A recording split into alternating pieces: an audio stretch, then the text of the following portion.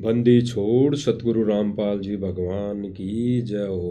परमपिता परमेश्वर सारी सृष्टि के रचनहार कुल मालिक कबीर परमेश्वर सतगुरु रामपाल जी भगवान चरण कमल में मुझदास का कोटि कोटि दंडवत प्रणाम। लाइव देख रहे सभी भाई बहनों को दास का सत साहिब। भाई और बहनों, मालिक की रजा, मालिक की दया, मालिक की बड़ी मेहर, आज फिर मालिक की दया से लाइव आए हैं। लाइव का जो मुद्दा है, रीज़न है, वो भाई और बहनों निष्पक्ष का है। निष्पक्ष होकर इस भक्ति मार्ग पर चलने का है। भाई और बहनों, आश्रम मैनेजमेंट वाले हमारे भाई बहन हैं, हमारे कोई वो दुश्मन नहीं है। लेकिन वर्तमान समय में जो वो कार्य कर रहे हैं, वर्तमान समय में जो वो अपने मनमते से, मनमुखी तरीके से जो सारा कार्य कर रहे हैं, ये आध्यात्मिक दृष्टि से कितना सही है, कितना सत्य है, इस पर हमने विचार विमर्श करना है। भाई और बहनों, अगर हम देखा देखी में चलेंगे, अगर हम एक दूसरे की देखा देखी में चलेंगे या आश्रम मैनेजमेंट वालों की देखा देखी करेंगे या उनके हिसाब से हम चलेंगे, तो भाई और बहनों आध्यात्मिक मार्ग में हम मार खा जाएंगे। हम भक्ति मर्यादा से दूर हो जाएंगे। हमारे को जो गुरुदेव ने मर्यादाएं दी है, उनसे हम दूर हो जाएंगे, यानी गुरु मर्यादा से हम दूर हो जाएंगे। तो भाई और बहनों, यह है निष्पक्ष का मार्ग है।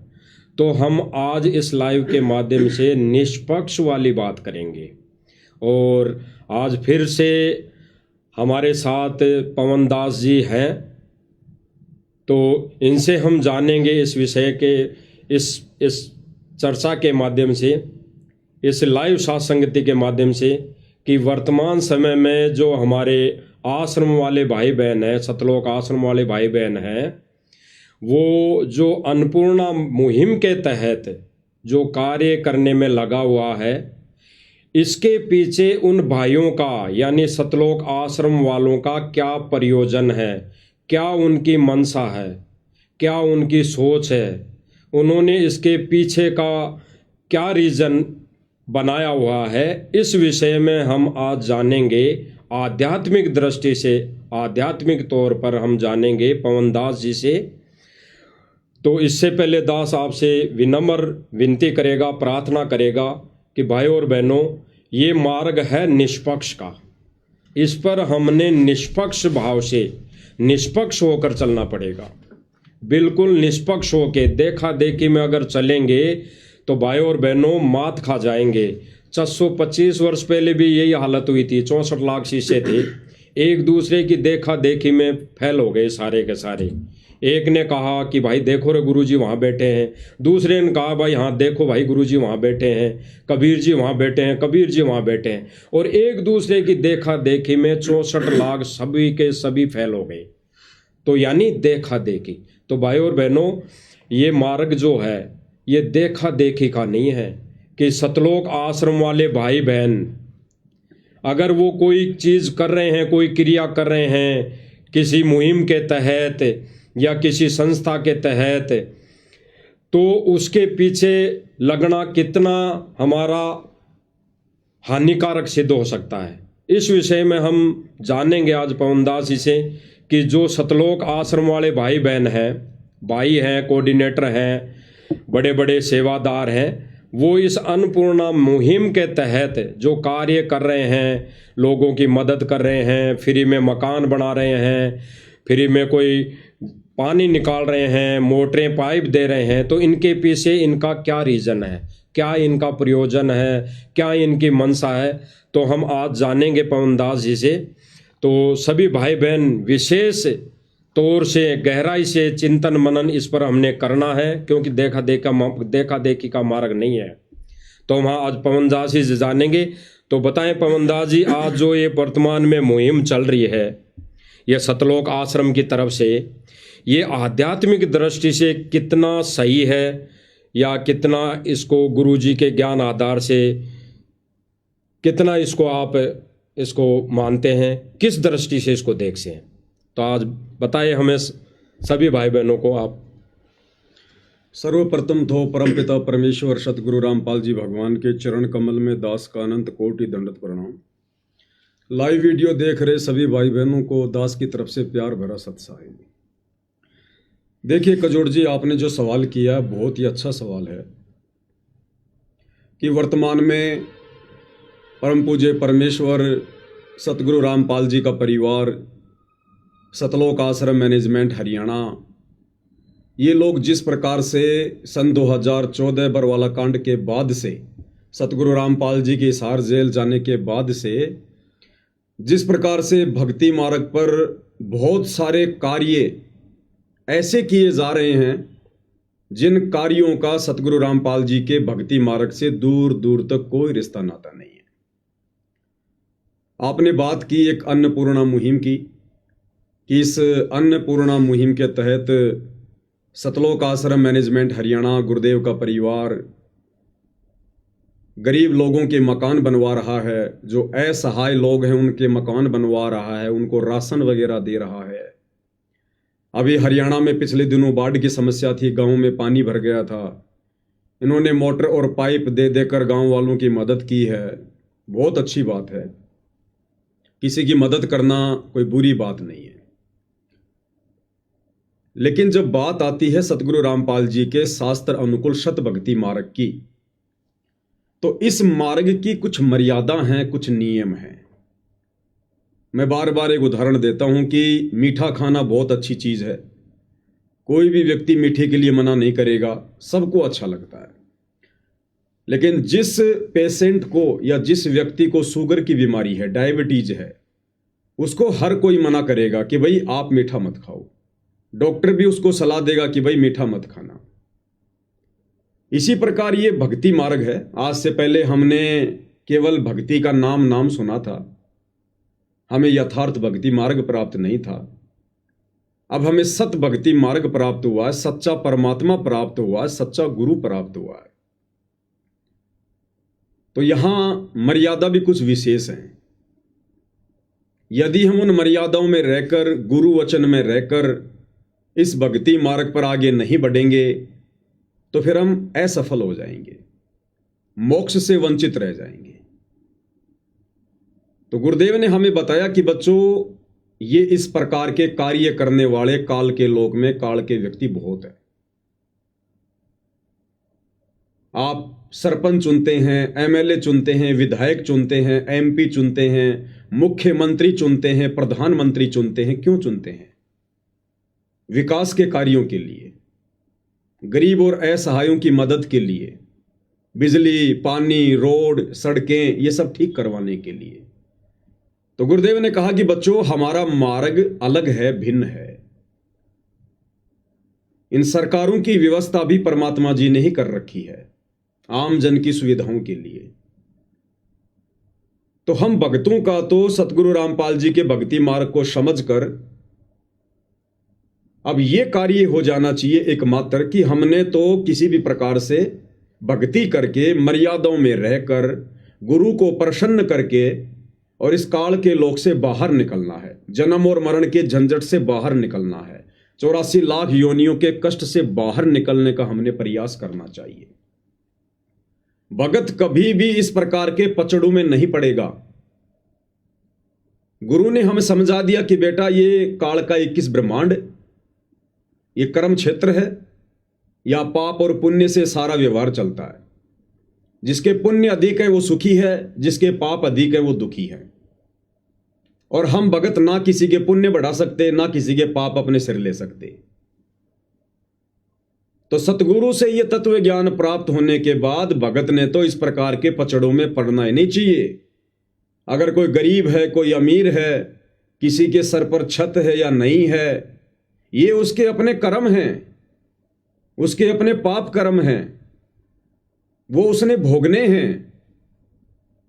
हम केवल एक काम कर सकते हैं, उस व्यक्ति तक हम परमात्मा की जानकारी पहुंचा सकते हैं।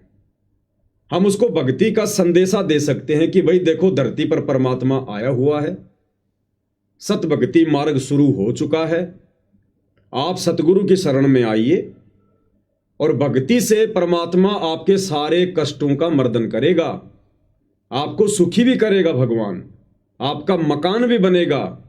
रास्ता परमात्मा बहुत सारे निकाल देता है। फिर छोटा मोटा भगत का धंधा होता है, उसमें परमात्मा बरकत दे देता है। आपने सेऊ समन की कथा सुनी होगी। सेऊ कितना गरीब था, कितना निर्धन था। क्या सतगुरु को नहीं पता था? क्या सतगुरु के साथ में जाने वाले भक्तों को नहीं पता था? उसके घर पर सतगुरु को खाना खिलाने के लिए आटा भी नहीं था। क्या सतगुरु ने उसकी घर की ऐसी दुर्दशा देखकर उसका मकान बनवाया? अपने भक्तों से कहा कि भाई इसका मकान बना दो, इसके घर में राशन डाल दो। तैमूर लंग कितना गरीब था, लोगों की भेड़ बकरियां चराकर दोनों मां बेटे जीवन निर्वाह किया करते थे। क्या कबीर परमेश्वर ने कहा विश्वकर्मा जी को कि इसका मकान बना दो, या अपने किसी अन्य भक्तों को कहा कि भाई इसका तैमूर लंग का मकान बना दो, इसके घर में राशन डाल दो? परमेश्वर ने सबको भक्ति से जोड़ा। उनकी एक विधि है, अध्यात्म की एक प्रोसीजर है। सतगुरु कभी मर्यादा भंग नहीं करता। और जब उन आत्माओं ने भक्ति करनी शुरू की, सतगुरु को प्रसन्न किया, तो सेऊ सम्मन को परमेश्वर ने इतनी बरकत दे दी, इतनी बरकत दे दी, वो गरीब व्यक्ति उसी जन्म में दिल्ली का 1 नंबर का सेठ बन गया। 1 नंबर का सेठ। तैमूर लंग को परमात्मा ने अहरण के नीचे शौपन में दिखा दिया कि बेटा यहां पर धन छुपा हुआ है, और धीरे धीरे निकालना ताकि किसी को शंका ना हो। उस तैमूर लंग को, जो एक वक्त की रोटी भी बड़ी मुश्किल से पाया करता था, उसको परमात्मा ने भक्ति विधि से अपने तरीके से 7 पीढ़ी का राज्य बख्शीश कर दिया। तो गुरुदेव भगवान कहते हैं कि बच्चों, परमात्मा जब किसी को देता है तो उसके देने की विधि अलग है। एक सत्संग में गुरुदेव ने बताया कि बच्चों, वो परमात्मा भी यदि इस पृथ्वी पर आकर जनसाधारण जैसे ही कार्य करेगा तो फिर काहे का परमात्मा है? तो ये मकान तो सरकार भी बना के दे देती है, मकान तो कोई समाज सेवी संस्था भी बना के दे देती है, मकान गांव के लोग इकट्ठा होकर भी दे देते हैं बना के। तो ये तो जनसाधारण के जैसे कार्य हैं। परमात्मा जब करता है तो इनसे भिन्न करता है, अलग करता है। तो सतगुरुदेव ने हम भक्तों को यही शिक्षा दी है। यदि किसी ने उनकी शिक्षा समझी हो तो, उनके सत्संगों पर विचार किया हो तो, गुरुदेव के तत्व ज्ञान को यदि आधार बनाया हो, तो सतगुरु ने हमें यही शिक्षा दी है कि बच्चों, तुम इस पचड़ों में मत पड़ो। बड़ी मुश्किल से तुम्हारा दाव लगा है, थोड़ा सा समय है। अपनी भक्ति मर्यादाओं में रहकर सतगुरु को प्रसन्न करके, इन श्वासों का सदुपयोग करके, दुनियादारी से मुंह फेर के, और यहां से सतलोक चलने की सोचो, उस दिशा में आगे बढ़ो। ये कार्य तो होते रहेंगे। तुम किन किन का सिर ढकोगे? ये तो भिखारी का लोक है, काल का लोक है। इस लोक में कभी कोई सुखी हो ही नहीं सकता। आपने यदि सृष्टि रचना पढ़ी हो कजोड़ जी, तो सतगुरु रामपाल जी ने बताया कि जब ये ज्योति निरंजन काल परमात्मा के आदेश अनुसार अपने बड़े भाई कूरम के पास में सृष्टि रचना की सामग्री लेने के लिए गया, तो कूरम उस समय समाधि में था, भक्ति में था।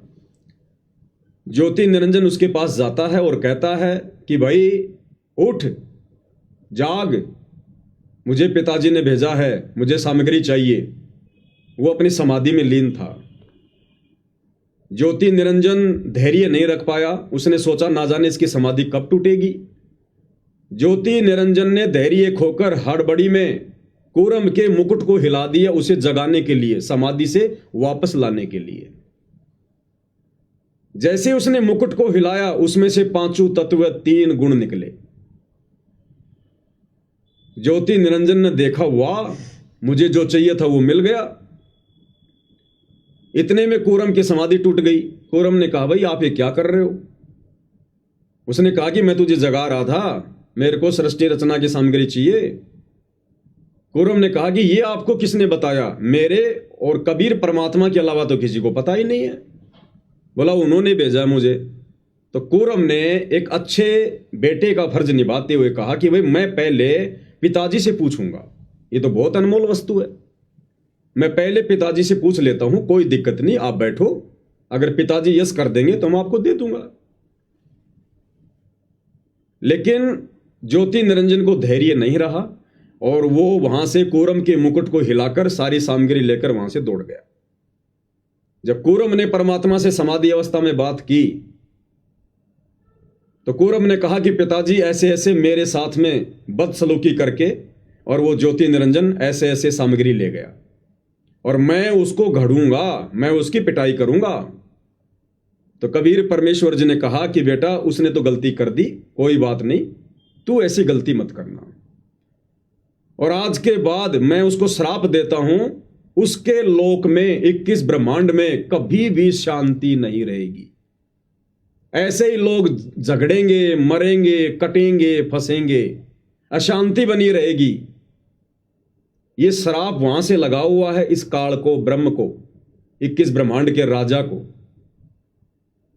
तो भाई परमेश्वर ने जिसको ऐसा श्राप दे रखा हो कि जिसके लोक में कभी सुख शांति नहीं होगी, हम 2 कोटि के जीव अपनी भक्ति ना करके क्यों दुनिया को सुखी करने का ठेका ले रहे? जब दुनिया को वापस थोड़ा बहुत सुखी करने के लिए परमात्मा स्वयं संत रामपाल जी के रूप में धरती पर आ चुके हैं, तो अब वे अपने स्तर पर, अपने तरीके से, अपनी प्रोसीजर के अनुसार लोगों को धन देंगे, उनको सुखी करेंगे, उनके मकान बनाएंगे। अपने भक्तों को मजदूरी पर नहीं लगाएंगे। जिस प्रकार से सतलोक आश्रम वाले सतगुरु की आड़ में भक्तों से मजदूरियां करवा रहे हैं। सतगुरु हमसे भक्ति करवाने के लिए आए, मजदूरी करवाने नहीं आए। तो सतगुरु की एक विधि है, और जब से सतगुरु रामपाल जी ने अपने सत भक्ति मार्ग की शुरुआत की है सन 1994 से, कजोड़ जी मैं चैलेंज करता हूं, आज तक मुझे उनके एक भी भगत का ऐसा घर बता दीजिए जो घर सतगुरु रामपाल जी ने बनवाया हो। एक भी वो भगत बता दीजिए जिसके घर में सतगुरु रामपाल जी ने राशन डलवाया हो। बाढ़ तो हरियाणा में आज से पहले भी कई बार आई है। एक भी गांव बता दीजिए जिस गांव में सतगुरु रामपाल जी ने मोटर और पाइप की व्यवस्था करवाई हो। वो ऐसा करवाएंगे नहीं, उनकी विधि अलग है। जिस प्रकार कोई भी रोगी रोड पे पड़ा हुआ है, कितना ही भयंकर रोग से ग्रस्त है, कितना ही दुखी है, डॉक्टर उसका रोड पर इलाज नहीं करेगा। डॉक्टर के नियम है, मर्यादा है, विधि है।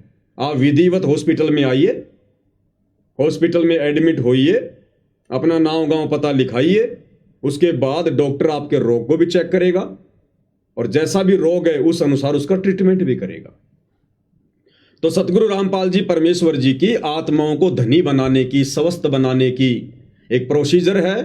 आप सबसे पहले उनके ज्ञान को सुनिए, समझिए, आप उनकी शरण में आइए, शरण में आकर आप जी भक्ति करते रहिए, फिर परमेश्वर आपके काम धंधे में बरकत देगा, आपके बच्चों को नौकरी पे लगा देगा। बहुत सारे तरीके हैं परमात्मा के पास में। और फिर सतगुरु अपनी वाणी में कहते हैं कि भाई कल्पे कारण कौन है, तू कर सेवा निष्काम और मन इच्छा फल देऊंगा जब पड़ेगा मेरे से काम। सतगुरु कहते हैं बेटा अब उपदेश लेकर तू निश्चिंत होकर मर्यादा में रह के भक्ति कर। ये विकल्प संकल्प करना छोड़ दे, ऐसा होगा वैसा होगा, ऐसा नहीं होगा। कहते हैं मन में कल्पनाएं करना छोड़ दे, अपने सतगुरु पर छोड़ दे। जहां तेरे को सतगुरु की आवश्यकता पड़ेगी, किसी भी आवश्यक वस्तु की आवश्यकता पड़ेगी, सतगुरु समय से पहले तेरे सामने हाजिर कर देगा। तो ये है सतगुरु की प्रोसीजर। सतगुरु अपने भक्तों को मजदूर बनाकर उनका समय और श्वासें बर्बाद नहीं करवाता। जिस प्रकार से हमारे सतलोक आश्रम वाले भाई, गुरुदेव का परिवार बेचारे भोले भाले भक्तों को मजदूर बनाकर आश्रमों पे आश्रम बनवा रहे हैं। एक अन्नपूर्णा मुहिम के तहत लोगों के मकान बनवा रहे हैं, लोगों के घरों में राशन बंटवा रहे हैं। फिर भक्ति कौन करेगा? क्या आवश्यकता पड़ेगी फिर आदमी को भक्ति करने की, सतगुरु रामपाल जी की शरण में आने की? अरे दुखी आदमी तो भक्ति पे जुड़ता है, भक्ति पे आता है। दुखी आदमी तो भगवान को ढूंढेगा, और आपने पहले उसको सुखी कर दिया, वो क्यों आएगा फिर परमात्मा की शरण में? और आ भी गया तो वो क्या निहाल करेगा? ऐसे ही मर्यादा तोड़ के चलता रहेगा, क्योंकि आपत्ति तो उस पर कोई है ही नहीं। अब सारी व्यवस्था आपने उसकी आगे से आगे कर ही दी है।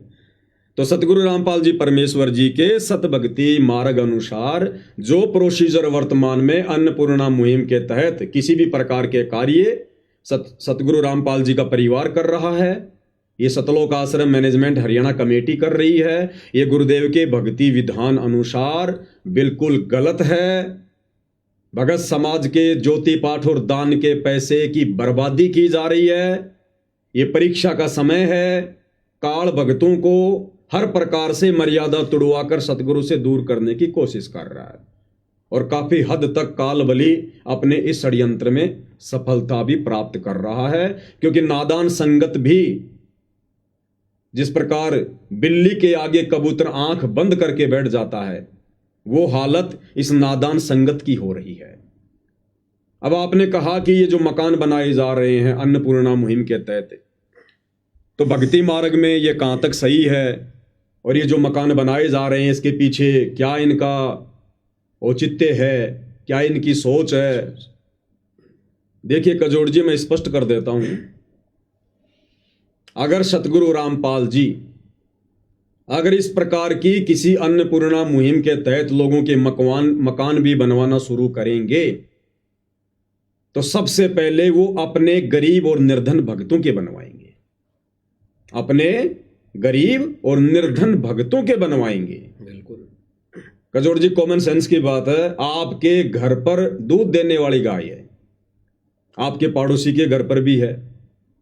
आप बाजार से उनका आहार लेके आएंगे, बिनोले लेंगे, खल लेके आएंगे, काकड़े लेके आएंगे, जो पशु आहार होता है।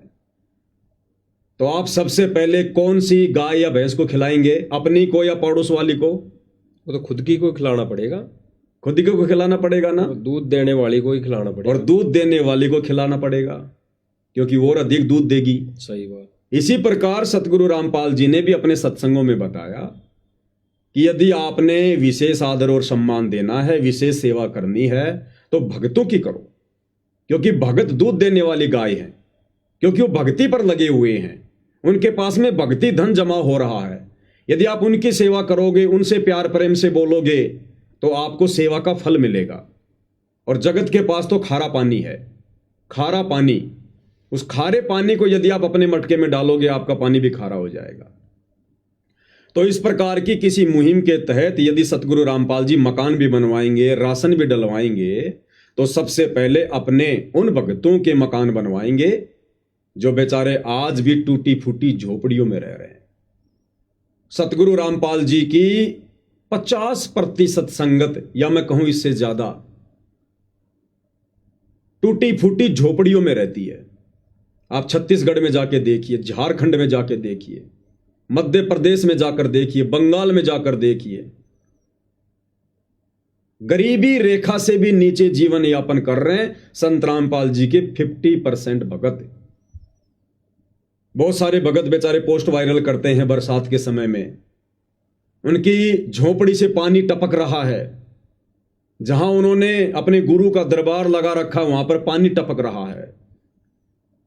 वो समर्थ नहीं है अपना मकान बनाने में, तो उन भक्तों के मकान क्यों नहीं बनाए जा रहे?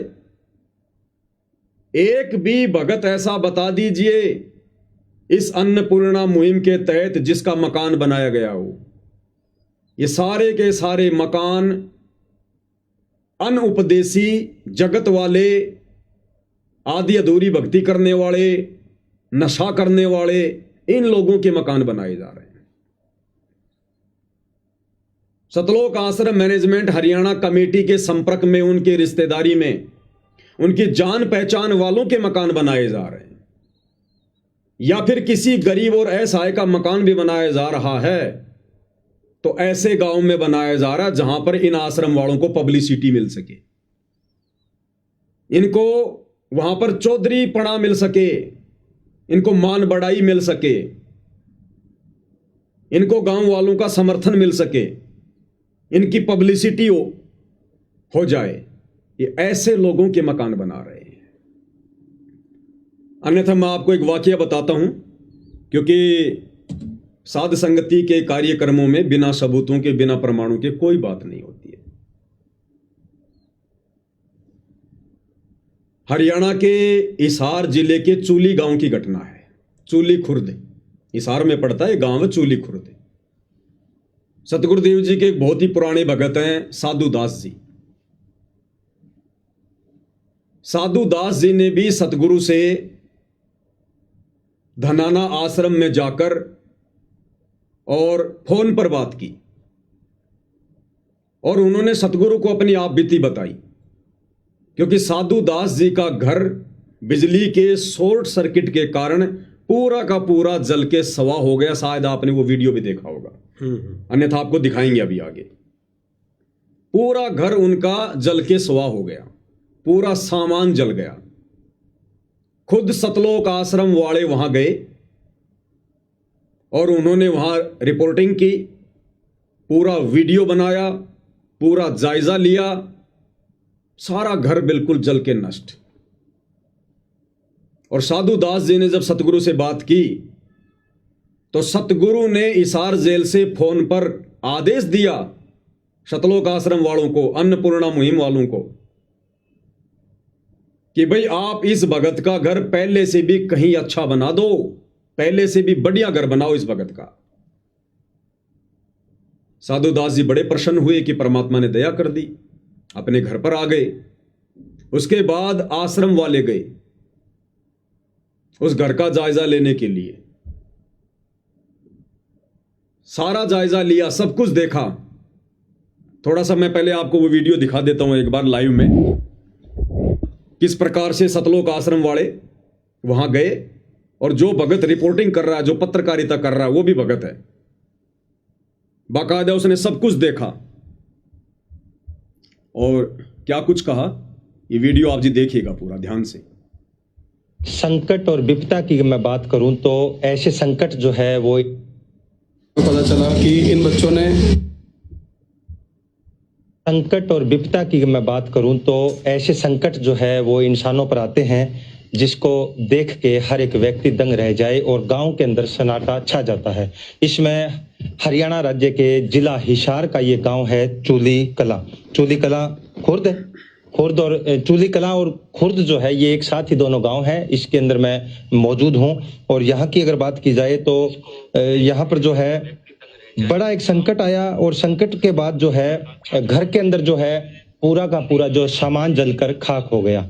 ऐसी संकट की घड़ी में अगर मैं बात करूं कि मदद किसने की, तमाम वो बातें भी होंगी और हमारे साथ ग्रामीण भी मौजूद है। सबसे पहले मैं ये जो मकान आपको दिखाना चाहूँगा, इसके अंदर की मैं तस्वीरें दिखाऊंगा आपको। ये जो सोने का माचा है, ये जो है वॉशिंग मशीन, ये रबड़ किस तरीके से पिघला है, कितनी बड़ी ये आपदा थी, ये आप देख सकते हैं। और ये सामान मैं दिखाना चाहूँगा, ये जला हुआ सामान है सारा का सारा। ये बहुत बड़ा एक संकट था जिसके अंदर पूरा घर का जो सामान जलकर खाक हो गया।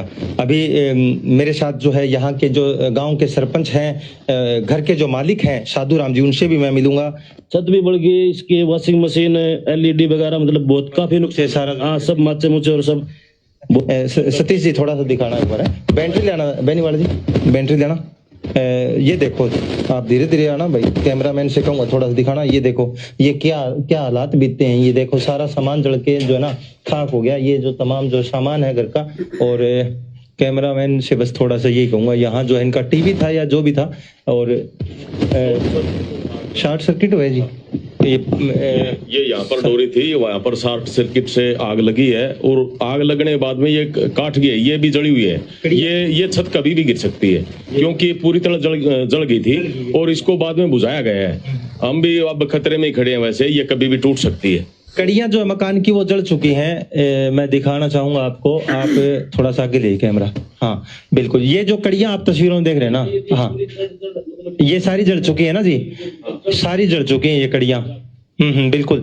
सतीश जी, बेनीवाल जी, आप कह रहे हो जिस प्रकार ये कभी भी गिर सकता छत जी, इसके नीचे खड़े रहना तो खतरे से खाली नहीं है। तो रह ही नहीं सकता। बिल्कुल। इनके परिवार को भी हम कहना चाहेंगे भाई ये इसके अंदर अब न रहे, क्योंकि इसकी छत का ये दोबारा इसकी छत बदलनी पड़ेगी, उसके बाद में इसका वसाहत का काम कर इधर। ठीक है, तो ये देखा आपने, तस्वीरें लाइव देख रहे थे आप, कैसा ये मंजर है ये मैं दिखाना चाहूंगा आपको। देखिए सब चीजें जो है वो जल चुकी है, सब चीजें जल चुकी है। ये देखिए आप, सब चीजें नष्ट हो चुकी है, दरवाजे जल चुके हैं, सब चीजें, कड़ियां जल चुकी है। और ये देखिए कपड़े, देखिए सब कपड़े जो है वो जले हुए पड़े हैं। डीवीआर था वो भी जल गया, इसके ऊपर था जी, हाँ डीवीआर था यहाँ पे, वो भी जल गया है। ये देखिए किस प्रकार ये पिघला है, ये इसको हम क्या कहें, ये किस प्रकार से कहर जो है ये बरसा, और इसके अंदर जो है पूरे परिवार के जो सपने हैं वो चूर चूर हो गए। इसके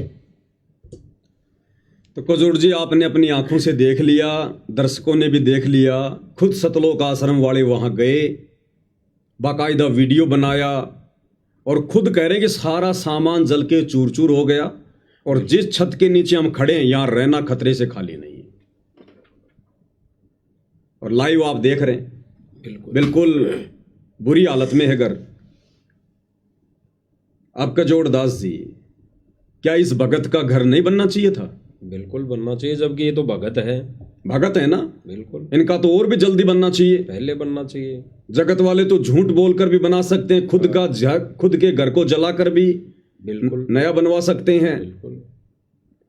उसके बावजूद भी आज कई महीने बीत गए, इस भगत का घर नहीं बनाया गया, इसको मना कर दिया गया सतलोक आश्रम मैनेजमेंट हरियाणा ने, गुरुदेव के परिवार ने।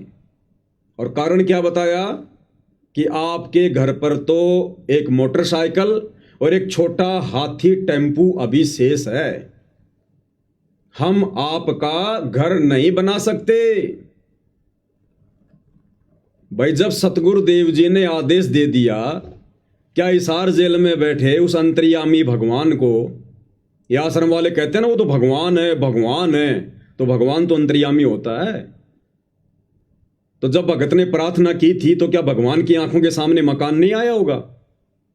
तो भगवान ने भी सोच समझ के आदेश दिया होगा ना। जब गुरु ने आदेश दे दिया कि भाई इस भगत का मकान पहले से कहीं अच्छा बना दो, तो मुझ पवन दास के हिसाब से तो इन आश्रम वालों ने उस घर पर जो वीडियो बनवाया है भगत को बेचकर, वो भी बेवकूफी है, वो भी मूर्खतापूर्ण कार्य किया इन्होंने। जब सतगुरु ने आदेश दे दिया कि पहले से अच्छा घर बना दो, तो इन्होंने वीडियो बनवाने की भी जरूरत नहीं थी, तुरंत कार्य उसी दिन से शुरू कर देना चाहिए था। जैसे आम जगत वाले लोगों का 15 दिन में तो मकान बना के तैयार कर देते हैं डबल स्टोरी का, लेकिन इस भगत का मकान अभी तक नहीं बनाया गया और रिजेक्ट कर दिया गया कि भैया आपके पास में तो एक मोटरसाइकिल और एक छोटा हाथी टेम्पू अभी शेष है। वो परिवार उस टेम्पू में सोएगा क्या? अरे अगर टेम्पू शेष है तो क्या उसको भी जला दिया जाए, तब तुम्हारे दिल को शांति मिलेगी? उस जले हुए टेम्पू को देखकर फिर मकान बनाओगे क्या? या वो परिवार उस टेम्पो में सोएगा क्या? वो गाय भैंस अपने टेम्पो में बांधेगा क्या? इन लोगों ने जानबूझकर सतगुरु के आदेश की धज्जियां उड़ाई, अवहेलना की, क्योंकि दुनिया की नजरों में, दुनिया को दिखाने के लिए ये आश्रम वाले संत रामपाल जी को भगवान भगवान, परमात्मा परमात्मा कहते, मानते नहीं है। और उस भगत का मकान अभी तक नहीं बनाया गया, क्योंकि अगर भगत का मकान वो बनवा देते तो इन लोगों को चौधर नहीं मिलती, इन आश्रम वालों को पब्लिसिटी नहीं मिलती, मजा नहीं आता फिर उस भगत के घर का उद्घाटन करने में, किसी गांव के सरपंच विधायक को बुलाकर उसके हाथों में उस घर की चाबी देने में मजा नहीं आता। लोग ये कहते रहे कौन सी बड़ी बात हो गई, ये तो बाबा रामपाल का भगत था, बाबा रामपाल ने बनवा दिया, इसमें क्या बड़ी बात थी? इनको पब्लिसिटी नहीं मिलनी थी, वहां पर जो मान बढ़ाई की इनको भूख है वो नहीं मिलनी थी इनको। तो जानबूझकर इन्होंने अपने गुरु के आदेशों की अवहेलना की, जबकि गुरु ने आदेश दे दिया उस भगत को। उसके बावजूद भी इन लोगों ने अभी तक उस भगत का मकान नहीं बनवाया। ये टोटल मामला चौधरीपने का है, दिखावे का है, पब्लिसिटी का है, टोटल काल प्रेरणा है। अब मैं आपको दिखाता हूं, दिल्ली में इन्होंने एक मकान बनाया, जबकि वो मकान जला भी नहीं था, आराम से वो परिवार उस मकान में रह रहा था, टाइम पे अपना खाना पीना भी हो रहा था, लेकिन पब्लिसिटी की भूख में और इन लोगों ने वो मकान बनवाया और कैसी झूठी एक्टिंग करके संगत से और अधिक दान धर्म लेने का ये प्रयास करते रहते हैं। ये गिरीश भगत है, दिल्ली से है, ये वकील है, गुरुदेव के मुकदमों में भी ये वकील बना हुआ है। इसने आश्रम वालों को इंक्वायरी भेजी कि ऐसे ऐसे दिल्ली में मेरे आसपास के मोहल्ले में एक मकान बनाओ, और वो जगत वाले का मकान बनवाने के लिए, जिस मकान की हालत उस साधुदास भगत से बहुत अच्छी थी, चूली खुर्द इसार वाले भगत के घर से बहुत अच्छी हालत थी उस घर की, फिर भी जबरदस्ती इस गिरीश ने आश्रम वालों से कहकर वो मकान बनवा दिया। और कैसी एक्टिंग कर रहा है भाई,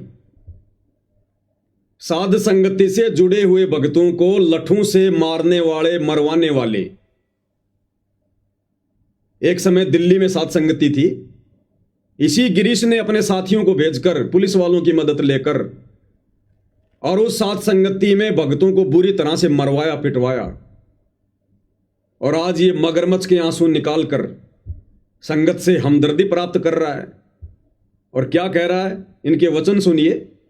परमात्मा कहते हैं, साधु शब्दा परखिए, दुख पड़े घरनार, सूरवीर जद जानिए जब रण बाजे तलवार, और वाणी ही से पहचानिए कुटिल नीत की घात, अंदर की उस गंदगी की फिर निकले मुंह से बात। किस प्रकार का स्टेटमेंट दे रहा है कि जब मैंने इस गरीब परिवार को देखा,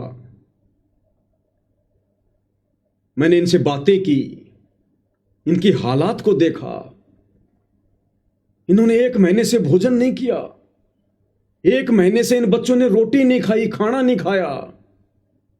मैंने तुरंत सतगुरुदेव जी को फोन लगाया, प्रार्थना लगाई कि हे गुरुदेव, 1 महीने से इन बच्चों ने भोजन नहीं किया। मतलब गुरुदेव अंधे हैं, गुरुदेव को दिखाई नहीं देता कि दुनिया में कौन भोजन कर रहा है, कौन नहीं कर रहा है।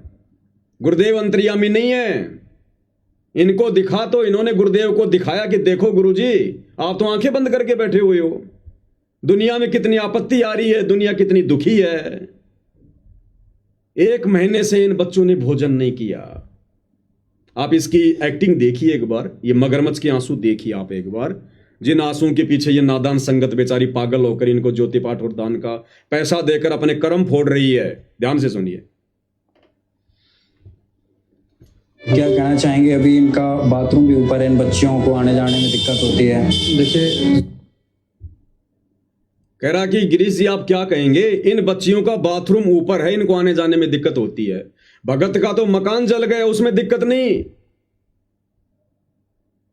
और वो दिल्ली वाला परिवार जिसके घर के ऊपर उनका बाथरूम, कह रहा इनको ऊपर जाकर बाथरूम करने में भी दिक्कत हो रही है, बाथरूम भी नीचे बनवा दो।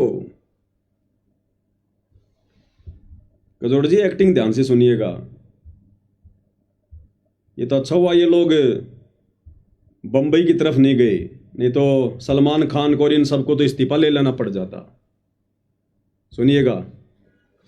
जाने में दिक्कत होती है। देखिए, जो संत रामपाल जी महाराज जी ने किया है ना, वो इस मतलब पूरे ब्रह्मांड में कोई नहीं कर सकता है। ये बच्चे पिछले 1 साल से, क्योंकि आज 1 साल हो गया इनके पिताजी को, मतलब जो मृत्यु हुई थी, 1 साल से ये बच्चे बिल्कुल अनाथ का जीवन व्यतीत कर रहे हैं। और मतलब ठीक है, पड़ोसियों ने जितनी उनसे उनका बना, पड़ोसियों ने मदद की। पर जब पहली बार जब हम इन बच्चों के पास आए तो हमें पता चला कि इन बच्चों ने 1 महीने से रोटी तक नहीं खाई है। पर जब पहली बार जब हम इन बच्चों के पास आए तो हमें पता चला कि इन बच्चों ने 1 महीने से रोटी तक नहीं खाई है।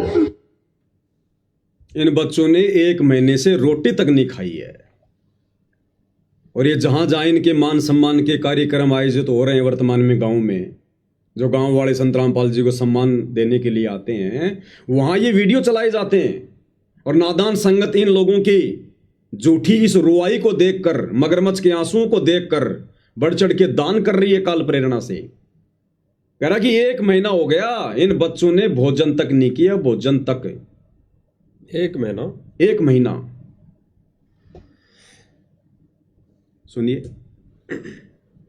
तो इस तरीके की चीजें जब पता चली ना, तो हमारे हृदय से ऐसे मतलब दर्द हुआ हमें कि भाई मतलब इस काल के लोक में, जैसे संत रामपाल जी महाराज बताते हैं ना, वाकई में ये इतने दुखी बच्चे हैं, मतलब इनका आगे पीछे कोई भी नहीं था। तो हमने तुरंत जो है संत रामपाल जी महाराज को प्रार्थना करी कि बंदी छोड़। इस तरीके की दुर्दशा हो रही है बच्चों की और इतने दुखी बच्चे, हमने तुरंत जो है संत रामपाल जी महाराज को प्रार्थना करी कि बंदी छोड़। इस तरीके की दुर्दशा हो रही है बच्चों की और इतने दुखी बच्चे सब। भाई और बहनों, ये भावनाओं में बहकर निर्णय लेने का समय नहीं है। इसी प्रकार से तो राजा जनक को काल ने ठग लिया था। जब वो स्वर्ग में जा रहा था विमान में बैठ के, तो काल ने राजा जनक को ठग लिया। नरक में 12 करोड़ आत्माओं की वो चित्कार, वो पुकार राजा जनक के कानों में डाल दी।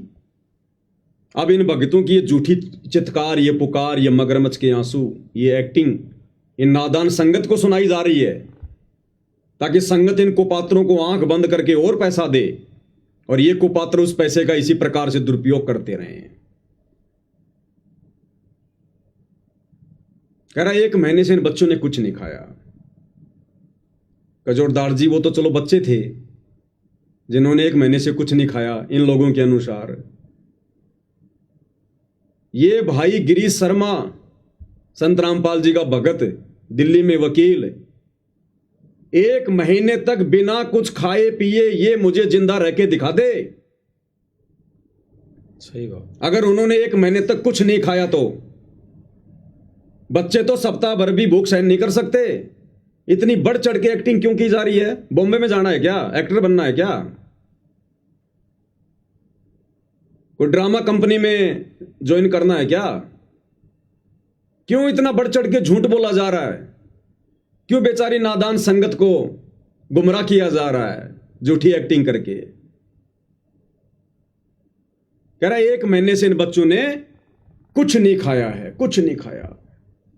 संत रामपाल जी महाराज ने तुरंत जो है ना आदेश करा कि बेटा जो भी उन बच्चों को चाहिए, और उन बच्चों को मैंने गोद ले लिया, वो मेरे बच्चे हैं, वो अनाथ नहीं है। तो संत रामपाल जी महाराज ने आदेश करा कि इनको जो भी चाहिए, जो इनकी सुविधा है वो आप इन्हें दो, खाद्य सामग्री दो, स्कूल में अच्छे स्कूल में। देखा नादान संगत किस प्रकार से आंसू निकाल रही है। इनका घर की मरम्मत कराओ, और इनका जो है जैसे अपने भाई बहनों पर संत रामपाल जी महाराज ने ये भी कहा कि बेटा जब आप उनके पास जाओ ना, तो अपने बच्चों की तरह ट्रीट करना। अपने बच्चों जैसे आप अपने बच्चों का ख्याल रखते हो ना, उस तरीके से उन बच्चों को जो है आपने सामान दिलाना है, ये करना है। भगत जी आप यकीन नहीं मानोगे भाई। अब बताओ, चूली गांव का, हिसार जिले का साधुदास भगत, जिसका घर बिजली के शॉर्ट सर्किट के कारण जल के भस्म हो गया, वो दुश्मन था क्या? कह रहा गुरुदेव कह रहे हैं उन बच्चों को अपने बच्चों की तरह व्यवहार करना और तुरंत उनका मकान बनाओ। वो साधु दास कोई दुश्मन था क्या संत रामपाल जी का? अब ये बच्चे क्या कह रहे हैं? भाई ने तो अपनी एक्टिंग कर दी। अब ये बच्चे क्या कह रहे हैं? खुद सतलोक आश्रम वाले माइक हाथ में लेकर कह रहे हैं कि बच्चों को समय पे भोजन भी नहीं मिलता, ये भी नहीं मिलता। और कह रहा जिस दिन इनको रोटी सब्जी नहीं मिलती उस दिन ये दूध और ब्रेड खाते हैं। जिस दिन इन बच्चों को सब्जी रोटी नहीं मिलती है, कह रहा ये बच्चे खुद कह रहे हैं कि उस दिन हम तो दूध और ब्रेड खाते हैं। कजोड़दास जी मुझे ये बताइए, रोटी सब्जी ज्यादा महंगी है या दूध और ब्रेड ज्यादा महंगा है? बताइए। वो तो दूध ही महंगा है, ब्रेड महंगी है। आटे से महंगी ब्रेड और सब्जी से महंगा दूध। बिल्कुल। और बच्चे कह रहे हैं जिस दिन हमें रोटी नहीं मिलती हम तो दूध और ब्रेड खाते हैं। किसने कह दिया? हम 1 महीने से कुछ खाए नहीं। वो भगत होकर झूठ बोल रहा है, ये बच्चे होकर जगत वाले होकर बिल्कुल सत्य बोल रहे हैं। सत्य बोल रहे हैं। क्या कह रहे हैं? खुद आश्रम वाले, सा न्यूज चैनल वाले रिपोर्टिंग कर रहे हैं और कह रहे हैं कि जिस दिन इनको सब्जी रोटी नहीं मिलती, भोजन नहीं मिलता, उस दिन ये बच्चे दूध और ब्रेड खाकर काम चलाते हैं। सुनिएगा इनकी वो भाई। आइए अब मिलते हैं बच्चों से और सुनते हैं कि वे कैसे इन हालातों में जी रहे हैं। बारिश आ जाए तो पानी भर जाता है, घर में पानी भर जाता है जी, और सब जगह से चोने लगता है, किचन भी चोता है जी। कजोड़ दास जी, दिल्ली में लाखों की संख्या में ऐसी झुग्गी झोपड़ियां होंगी बारिश के समय में जो पानी टपकता है। बिल्कुल। उन लाखों में से 50,000 के तो माँ बाप भी नहीं होंगे। बेचारे यहां वहां से कचरा चुन के भीख वाक मांग के अपना काम चलाते हैं। इनको पूरी दिल्ली में एक ही गरीब परिवार दिखाई दिया क्या? अरे लाखों की संख्या में तो दिल्ली की सरकार ने चिन्हित कर रखे हैं। अगर इनको नहीं मिल रहे हैं तो दिल्ली की सरकार से जाके बायोडाटा ले लो, अगर तुम्हें इतनी ज्यादा हमदर्दी हो रही है तो। अगर इस अन्नपूर्णा मुहिम के तहत हर व्यक्ति का घर बनाना है गरीब का, तो दिल्ली की सरकार से बायोडाटा ले लो, तुरंत देगी। पूरी दिल्ली में इनको एक ही घर दिखाई दिया अभी तक। मैं तो इन भाइयों को कहता हूं कभी सुबह सुबह फ्रेश होने के लिए अपने घर से बाहर निकलकर दिल्ली की रेलवे लाइन पर जाइए और आपको कई किलोमीटर तक आपको ऐसे ऐसे घर और मकान और लोग दिखाई देंगे जिनकी हालात इन बच्चों से भी गई गुजरी है। कईयों के पास तो घर ही नहीं है, घास फूस डाल के झोपड़ी बना के रह रहे हैं। तो बनाओ ना मकान। रोटी कपड़ा शिक्षा और मकान हर किसी को देगा कबीर भगवान। क्यों नहीं दे रहा कबीर भगवान? पैसे की कमी आ गई कबीर भगवान के पास, मजदूरों की कमी आ गई कबीर भगवान के पास। ये केवल एक दिखावा है, एक ढोंग है, एक ड्रामा है, कुछ अपनी मान बढ़ाई के लिए, अपनी चौधर के लिए। और ज्यादातर ये काल भक्तों की मर्यादा तुड़वाकर इस प्रकार के ड्रामे करवा रहा है। मेन मकसद है आत्माओं की मर्यादा तुड़वाना, सतगुरु के वचन की अवहेलना करवाना।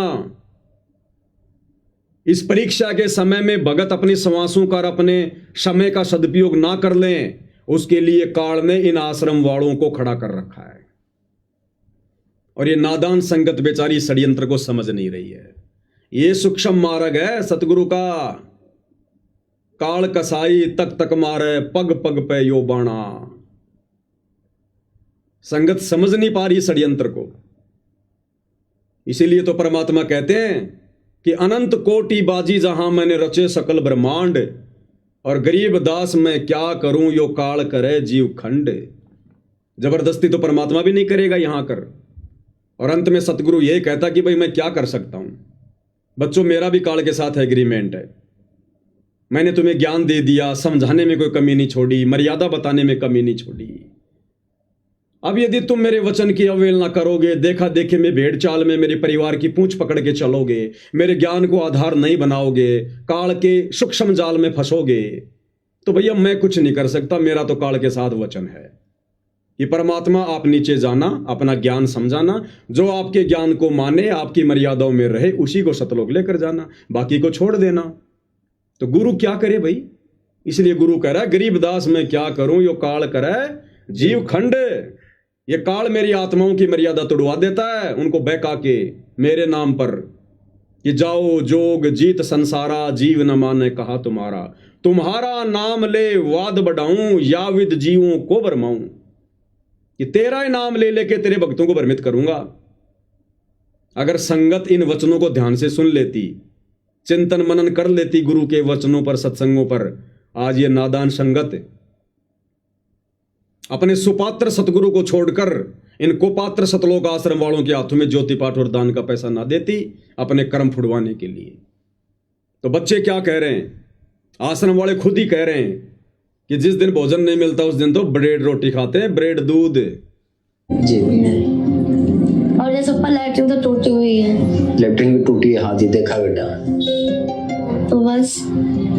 और बेटा खाने पीने का कैसे चलता है? जब खाने पीने का होता है तो हम खा लेते, नहीं होता है तो ले आते हैं। अगर कुछ मिल जाता है, कोई दे जा तो खा लेते हैं, ना तो दूध ब्रेड खा के अपना काम चला लेते हैं। बेटा आपको क्या तकलीफ है? कहते कुछ खाने को मिल जाता तो ठीक है, नहीं तो दूध और ब्रेड खा के अपना काम चला लेते हैं। मतलब बच्चों ने ये नहीं कहा कि हम भूखे मर रहे हैं, 1 महीना हो गया हम भूख से मर रहे हैं। उन बच्चों ने नहीं कहा कि तुम हमारा मकान बनाओ, हमारे घर में राशन डालो, नहीं। काल बहुत चतुर है। जब कल को ये बातें ऊपर होंगी धर्मराज के दरबार में तो काल कह देगा जी मैंने कौन से दिन कहा था कि जी जो आपकी शरण में नहीं है, जो मेरे अंडर में है, आप उनका मकान बनाओ।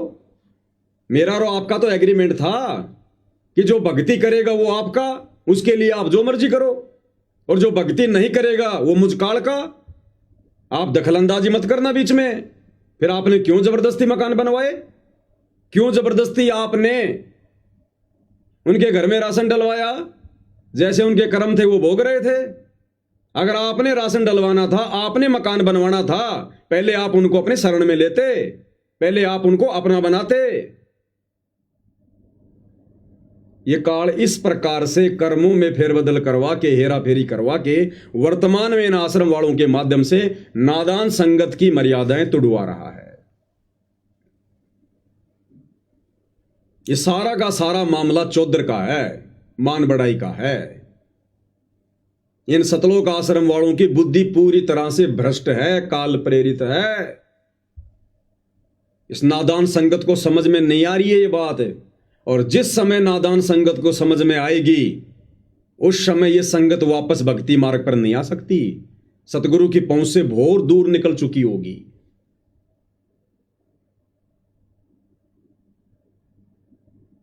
और जो साधुदास भगत है चूली गांव का, हिसार का, जिसने गुरु से प्रार्थना की और गुरु ने कहा कि भाई इसका पहले से अच्छा मकान बनाओ, और आश्रम वालों ने नहीं बनाया, मैं तो साधुदास जी से प्रार्थना करूंगा भाई दुखी होने की जरूरत नहीं है, मन में कोई शंका पैदा करने की जरूरत नहीं है। साधुदास के ऊपर गुरुदेव भगवान की एक बहुत बड़ी रहम हुई है, एक रजा हुई है। परमात्मा ने साधुदास भगत का जो मकान अभी तक नहीं बना है, भाई आश्रम वालों ने तो फोड़ लिया अपने कर्म, जो गुरु के कहने के बाद भी मकान नहीं बनाया, और इधर साधुदास को परमात्मा ने बचा लिया उसका मकान ना बनवा के, कुछ भी कारण बना के। अन्यथा ये भार साधुदास के ऊपर चढ़ता, संगत का साधुदास के ऊपर। वो मकान जितने का भी बनता, 2 लाख का, 5 लाख का, 10 लाख का, वो सारा का सारा भार इस साधुदास भगत के सिर पर रखा जाता। क्योंकि ये तरीका नहीं है सतगुरु का अपने भगत को सुखी करने का, किसी का मकान बनवाने का। तो साधुदास भगत के ऊपर तो बहुत बड़ी रजा हुई है, मेहर हुई है कि परमात्मा ने उसको बचा लिया संगत का भार उसके ऊपर चढ़ाने से। और मकान तो भगत का बनेगा ही, आज नहीं तो 6 महीने बाद में बन जाएगा। परमात्मा 100 तरीके और निकाल देगा। भक्ति करने वालों के साथ भगवान है। लेकिन साधुदास की भी यहां एक गलती रही, उसने सतगुरु के ज्ञान को आधार ना बनाकर और इस अन्नपूर्णा मुहिम को देखकर जबरदस्ती अपने मुंह में पानी भर लिया, लालच में आ गया। थोड़ी सी नादानी दिखा दी उसने, अपने गुरु पर विश्वास नहीं किया। उसने सौपन में भी इस प्रकार से अपने गुरु से डिमांड नहीं करनी चाहिए थी। सौपन में भी भक्ति करनी चाहिए थी। अगर साधुदास भगत जी ने रंका और बंका की कहानी को आधार बनाया होता, रंका और बंका दोनों पति पत्नी सतगुरु का सत्संग सुनने गए हुए थे। गरीब परिवार था, एक झोपड़ी थी, साथ में एक बेटी थी वंका। सत्संग सुन रहे थे, पीछे से बेटी दौड़ के गई और कहा कि पिताजी पिताजी, माताजी माताजी। उन्होंने पीछे मुड़कर देखा, बोला क्या हुआ, इतनी जोर से क्यों चिल्ला रही है, सत्संग में भंग पड़ गया। बेटी ने कहा कि झोपड़ी में आग लग गई, सब कुछ जल के खाक हो गया। तो रंका बंका ने देखा कि भाई अगर ये झोपड़ी ना होती तो सत्संग में भंग ही ना पड़ता। उन दोनों ने कहा कि बेटी क्या बच गया। तो वंका ने कहा कि माता पिताजी एक खाट बच गई जो बाहर रखी हुई थी पेड़ के नीचे, बाकी सब जल के खाक हो गया। तो रंका बंका ने क्या कहा, विचार करना, सामने सतगुरु बैठे सत्संग कर रहे हैं, परीक्षा थी उन आत्माओं की। गरीब परिवार, एक झोपड़ी, सारा सामान जल गया, अनाज जल गया, और अपनी बेटी से कह रहे हैं कि बेटी और क्या बच गया। बोला जी एक चारपाई बची है जो बाहर थी। दोनों बोले उसको भी आग में डाल दे, अरे उसको भी आग में डाल के आ जा, अगर वो चारपाई ना बचती तो तू दौड़ के ना आती, सत्संग में भंग नहीं पड़ता, बेटा उसको भी आग में डाल के आ जा। बेटी भी आज्ञाकारी थी, तुरंत गई, उस खटिया को भी आग में डाल के वापस सत्संग में आके बैठ गई और आराम से तीनों प्राणी सतगुरु का सत्संग सुन रहे हैं। घर की कोई चिंता नहीं, रात को कहां रहेंगे क्या खाएंगे कोई चिंता नहीं, सामने सतगुरु बैठे हैं। सत्संग के बाद भी सतगुरु से प्रार्थना नहीं की कि सतगुरु मेरा मकान जल गया, हे सतगुरु हम झूठ नहीं बोल रहे, हे सतगुरु देखो सत्संग में हमारी बेटी दौड़ के आई थी। अपने सतगुरु से प्रार्थना भी नहीं की कि हमारा मकान जल गया, उनकी परीक्षा थी। सतगुरु ने भी कुछ नहीं कहा, दंडवत प्रणाम किया, तीनों वापस घर। अब घर कहां रह गया, झोपड़ी जल गई, खाक हो गई, राख हो गई। पूरी रात झोपड़ी के आगे जो पेड़ था उसके नीचे बैठे रहे और परमात्मा की चर्चा करते रहे कि देखो आज सतगुरु ने कितना अच्छा ज्ञान बताया, सतगुरु ने नजर निहाल कर दिया। भाई हमारे धन भाग जो हमें ऐसे पूर्ण गुरु मिले, ऐसा ज्ञान ना आज तक कभी सुना, ना किसी ने सुनाया। और बच्चों हमने तो भक्ति करके सतलोक चलना है, एक दिन ये 21 ब्रह्मांड भी जल के राख होगा, उससे पहले पहले निकल लो यहां से। इस प्रकार की बातें करते करते, सतगुरु की महिमा करते करते, और कब उनकी आंख लग गई परिवार को पता ही नहीं। उस पेड़ के नीचे बैठकर झोपड़ी का रोजना नहीं रोया कि हमारी झोपड़ी जल गई, हे भगवान अब हम क्या करेंगे। आगे की प्लानिंग नहीं करी कि कल को कहां जाएंगे, कहां से पूड़े लेके आएंगे, हैं फिर झोपड़ी बनाएंगे, कुछ नहीं सोचा। और जब सुबह उनकी आंखें खुली तो देखा कि एक झोपड़ी जली थी, 2 झोपड़ी बनके तैयार खड़ी हैं, 2 झोपड़ी नई। उन्होंने झोपड़ी में प्रवेश भी नहीं किया। आकाशवाणी हुई कि बच्चों ये झोपड़ी मैंने बनाई है तुम्हारे लिए। आकाशवाणी पे विश्वास नहीं किया, बोला पहले अपने सतगुरु से पूछेंगे, उसके बाद में झोपड़ी में प्रवेश करेंगे। तीनों प्राणी आश्रम में गए, सतगुरु को पूरी कहानी बताई। सतगुरु ने कहा बेटा ये तुम्हारी परीक्षा थी, वो झोपड़ी मैंने बनाई, और बेटा तुम्हारे विश्वास को देखकर कि तुमने झोपड़ी का रोजना अपने गुरु से नहीं रोया कि मेरी झोपड़ी जल गई, मेरी झोपड़ी जल गई। तुमने केवल परमात्मा की भक्ति की सोची, चर्चा की सोची, महिमा की तुमने। बेटा मैं चाहता तो सोने की भी बना सकता था, और जाओ वो झोपड़ी मैंने बनाई, आराम से रहो। फिर अपना गुरु का आदेश पाकर झोपड़ी में रहे। तो साधु दास भगत जी भी यहां थोड़ी सी मार खा गए, या तो उन्होंने सत्संग नहीं सुने या सुनकर विचार नहीं किया। अरे सतगुरु से झोपड़ी थोड़ी मांगनी है भगत ने। हर सत्संग में गुरु मना करता, बेटो कार कोठी मत मांगो, कार कोठी मत मांगो, बड़ी मुश्किल से तुम्हारा दाव लगा है कलयुग की पिछली पीढ़ी में, मांगने वाली चीज मांगो। भक्ति दान मोहे दीजियो देवन के देवा हो, भक्ति दान मोहे दीजियो देवन के देवा हो, जन्म पाया भूलो नहीं करहूं पद सेवा हो। और हर एक चौपाई में परमात्मा ने क्या संदेशा दिया कि अष्ट सिद्धि और नौ निधि बैकुंठ का वासा हो, और सपने में इच्छा नहीं करूं गुरु आण तुम्हारी हो। ये परमात्मा, मैं ना आपसे नो सिद्धि मांगू, ना नो रिद्धि मांगू, मैं आपसे बैकुंठ भी नहीं मांगता। बैकुंठ में तो महल है बड़े बड़े, झोपड़ी तो बहुत छोटी चीज है। केवल आपकी भक्ति मांगूंगा, मर्यादा मांगूंगा। आगे कह रहे, सुख संपत्ति परिवार धन और सुंदर नारी हो, और सपने में इच्छा नहीं करूं गुरु आण तुम्हारी हो। ये परमात्मा, मुझे इस गंदे लोक की कोई सांसारिक वस्तु नहीं चाहिए, कोई सुख नहीं चाहिए मुझे, कोई झूठी संपत्ति नहीं चाहिए, मुझे केवल आपकी भक्ति चाहिए। और साधु दास जी ने क्या मांगा परमात्मा से, वो भी कलयुग की पिछली पीढ़ी में, जिस समय हम 24 घंटे सत्संग सुन रहे हैं। रंका बंका 24 घंटे सत्संग नहीं सुनते थे। उस समय मोबाइल नहीं थे, मेमोरी कार्ड नहीं थे, सीडी डीवीडी नहीं थी, वो वैज्ञानिक युग नहीं था। फिर भी उन आत्माओं ने ज्ञान का परिचय दिया।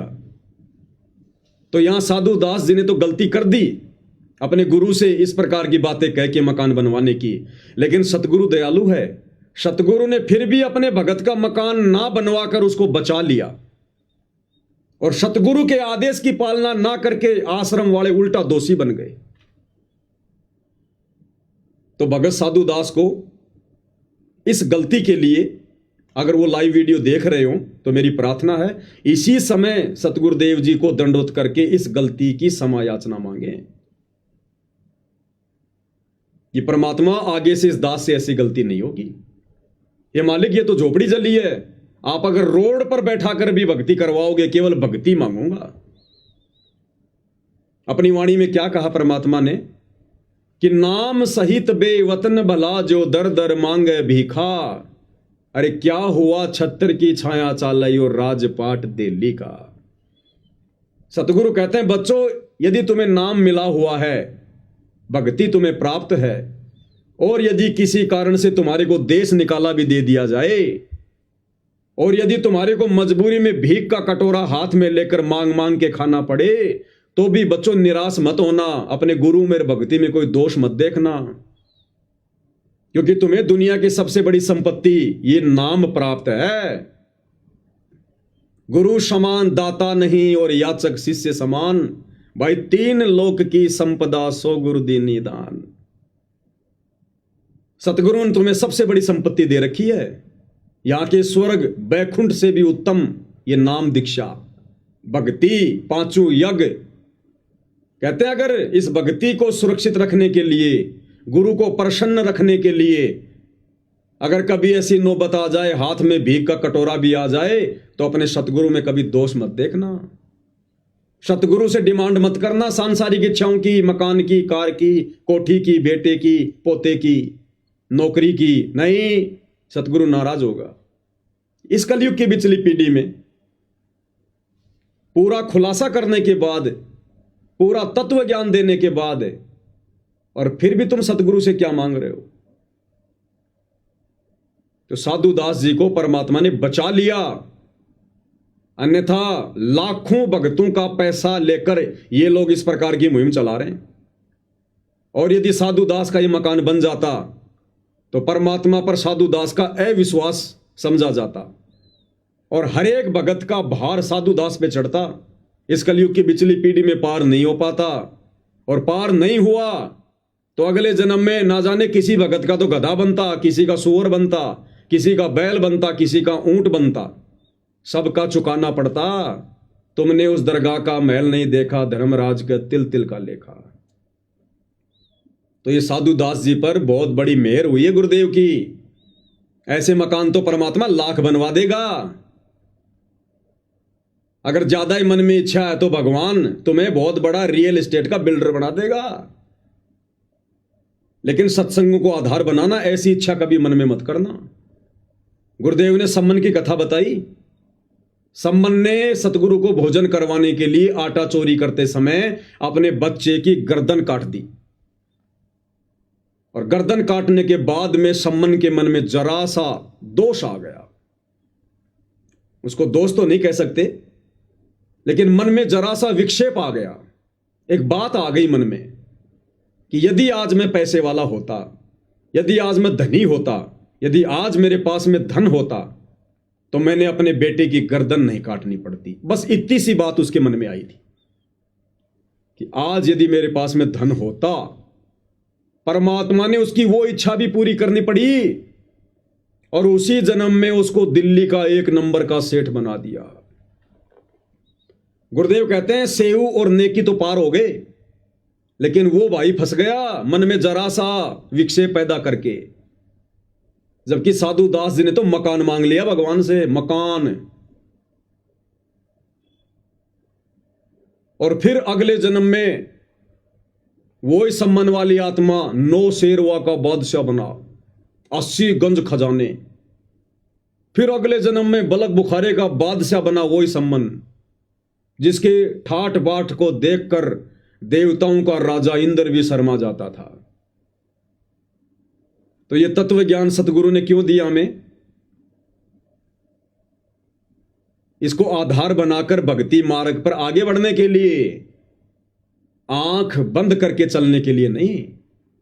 अरे आंख बंद करके तो सतगुरु का परिवार खूब चल रहा है। आंख बंद करके तो सतलोक आश्रम मैनेजमेंट हरियाणा खूब चल रहा है। और हम भगत भी अगर इसी प्रकार से आंखें बंद करके चलेंगे भक्ति मार्ग पर, तो सतगुरु को फिर कौन से दिन प्रसन्न करेंगे? क्या वही गलतियां करते रहेंगे जो गलतियां हम आज से पहले करते आ रहे हैं, सतगुरु को दुखी करते आ रहे हैं? अरे बड़ी मुश्किल से सतगुरु रिझा है, पता नहीं कौन से सौभाग्य से प्रसन्न हुआ है। कलयुग की बिचली पीढ़ी में आके हम डूबते हुओं को सहारा दिया है, और आज मोक्ष मांगने के बजाय कार कोठी बेटा बेटी मांगते मांगते मर जाएंगे क्या? हमारी ये इच्छाएं, ये हवस कौन से दिन पूरी होगी फिर? जहां इच्छा, जहां आशा तहां बासा हुई, मन कर्म वचन सुमरियो सोई। हम तो फंस जाएंगे ही, काल फंसा लेगा, वो तो तैयार बैठा है, सावधानी हटी दुर्घटना घटी। तो कजोड़ दास जी, ये बहुत बड़ी एक दया, एक बहुत बड़ी मेहर मुझ पवन दास की नजरों में साधु दास जी के ऊपर हुई है। और आश्रम वालों ने गुरु के आदेश की अवहेलना करके उस भगत का मकान ना बना के अपने कर्म फोड़ लिए, और अनुपदेशी जगत वालों के फ्री में मकान बना बना के इस नादान संगत के सिर पर भार चढ़ा रहे हैं।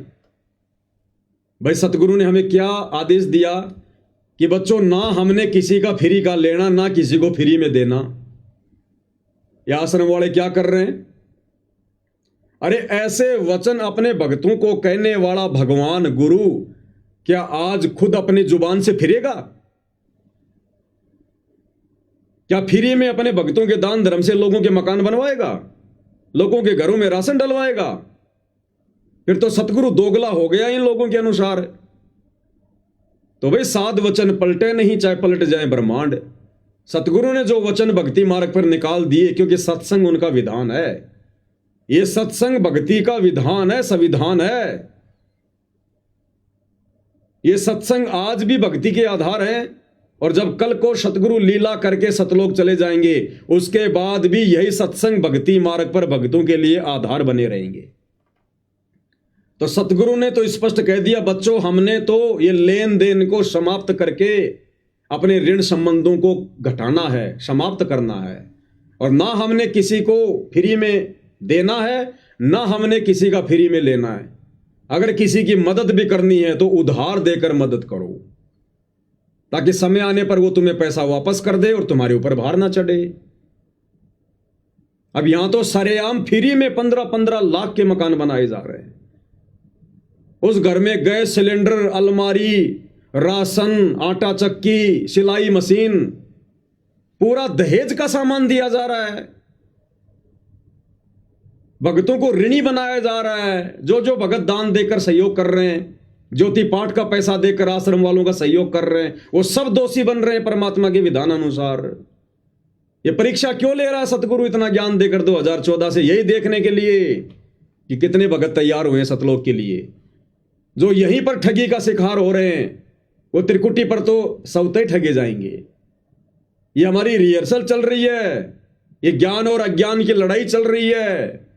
गरीब कच्चा हीरा किरच हो नहीं सह घनमार, ऐसा ये मन हो रहा लेखा लेकर तार।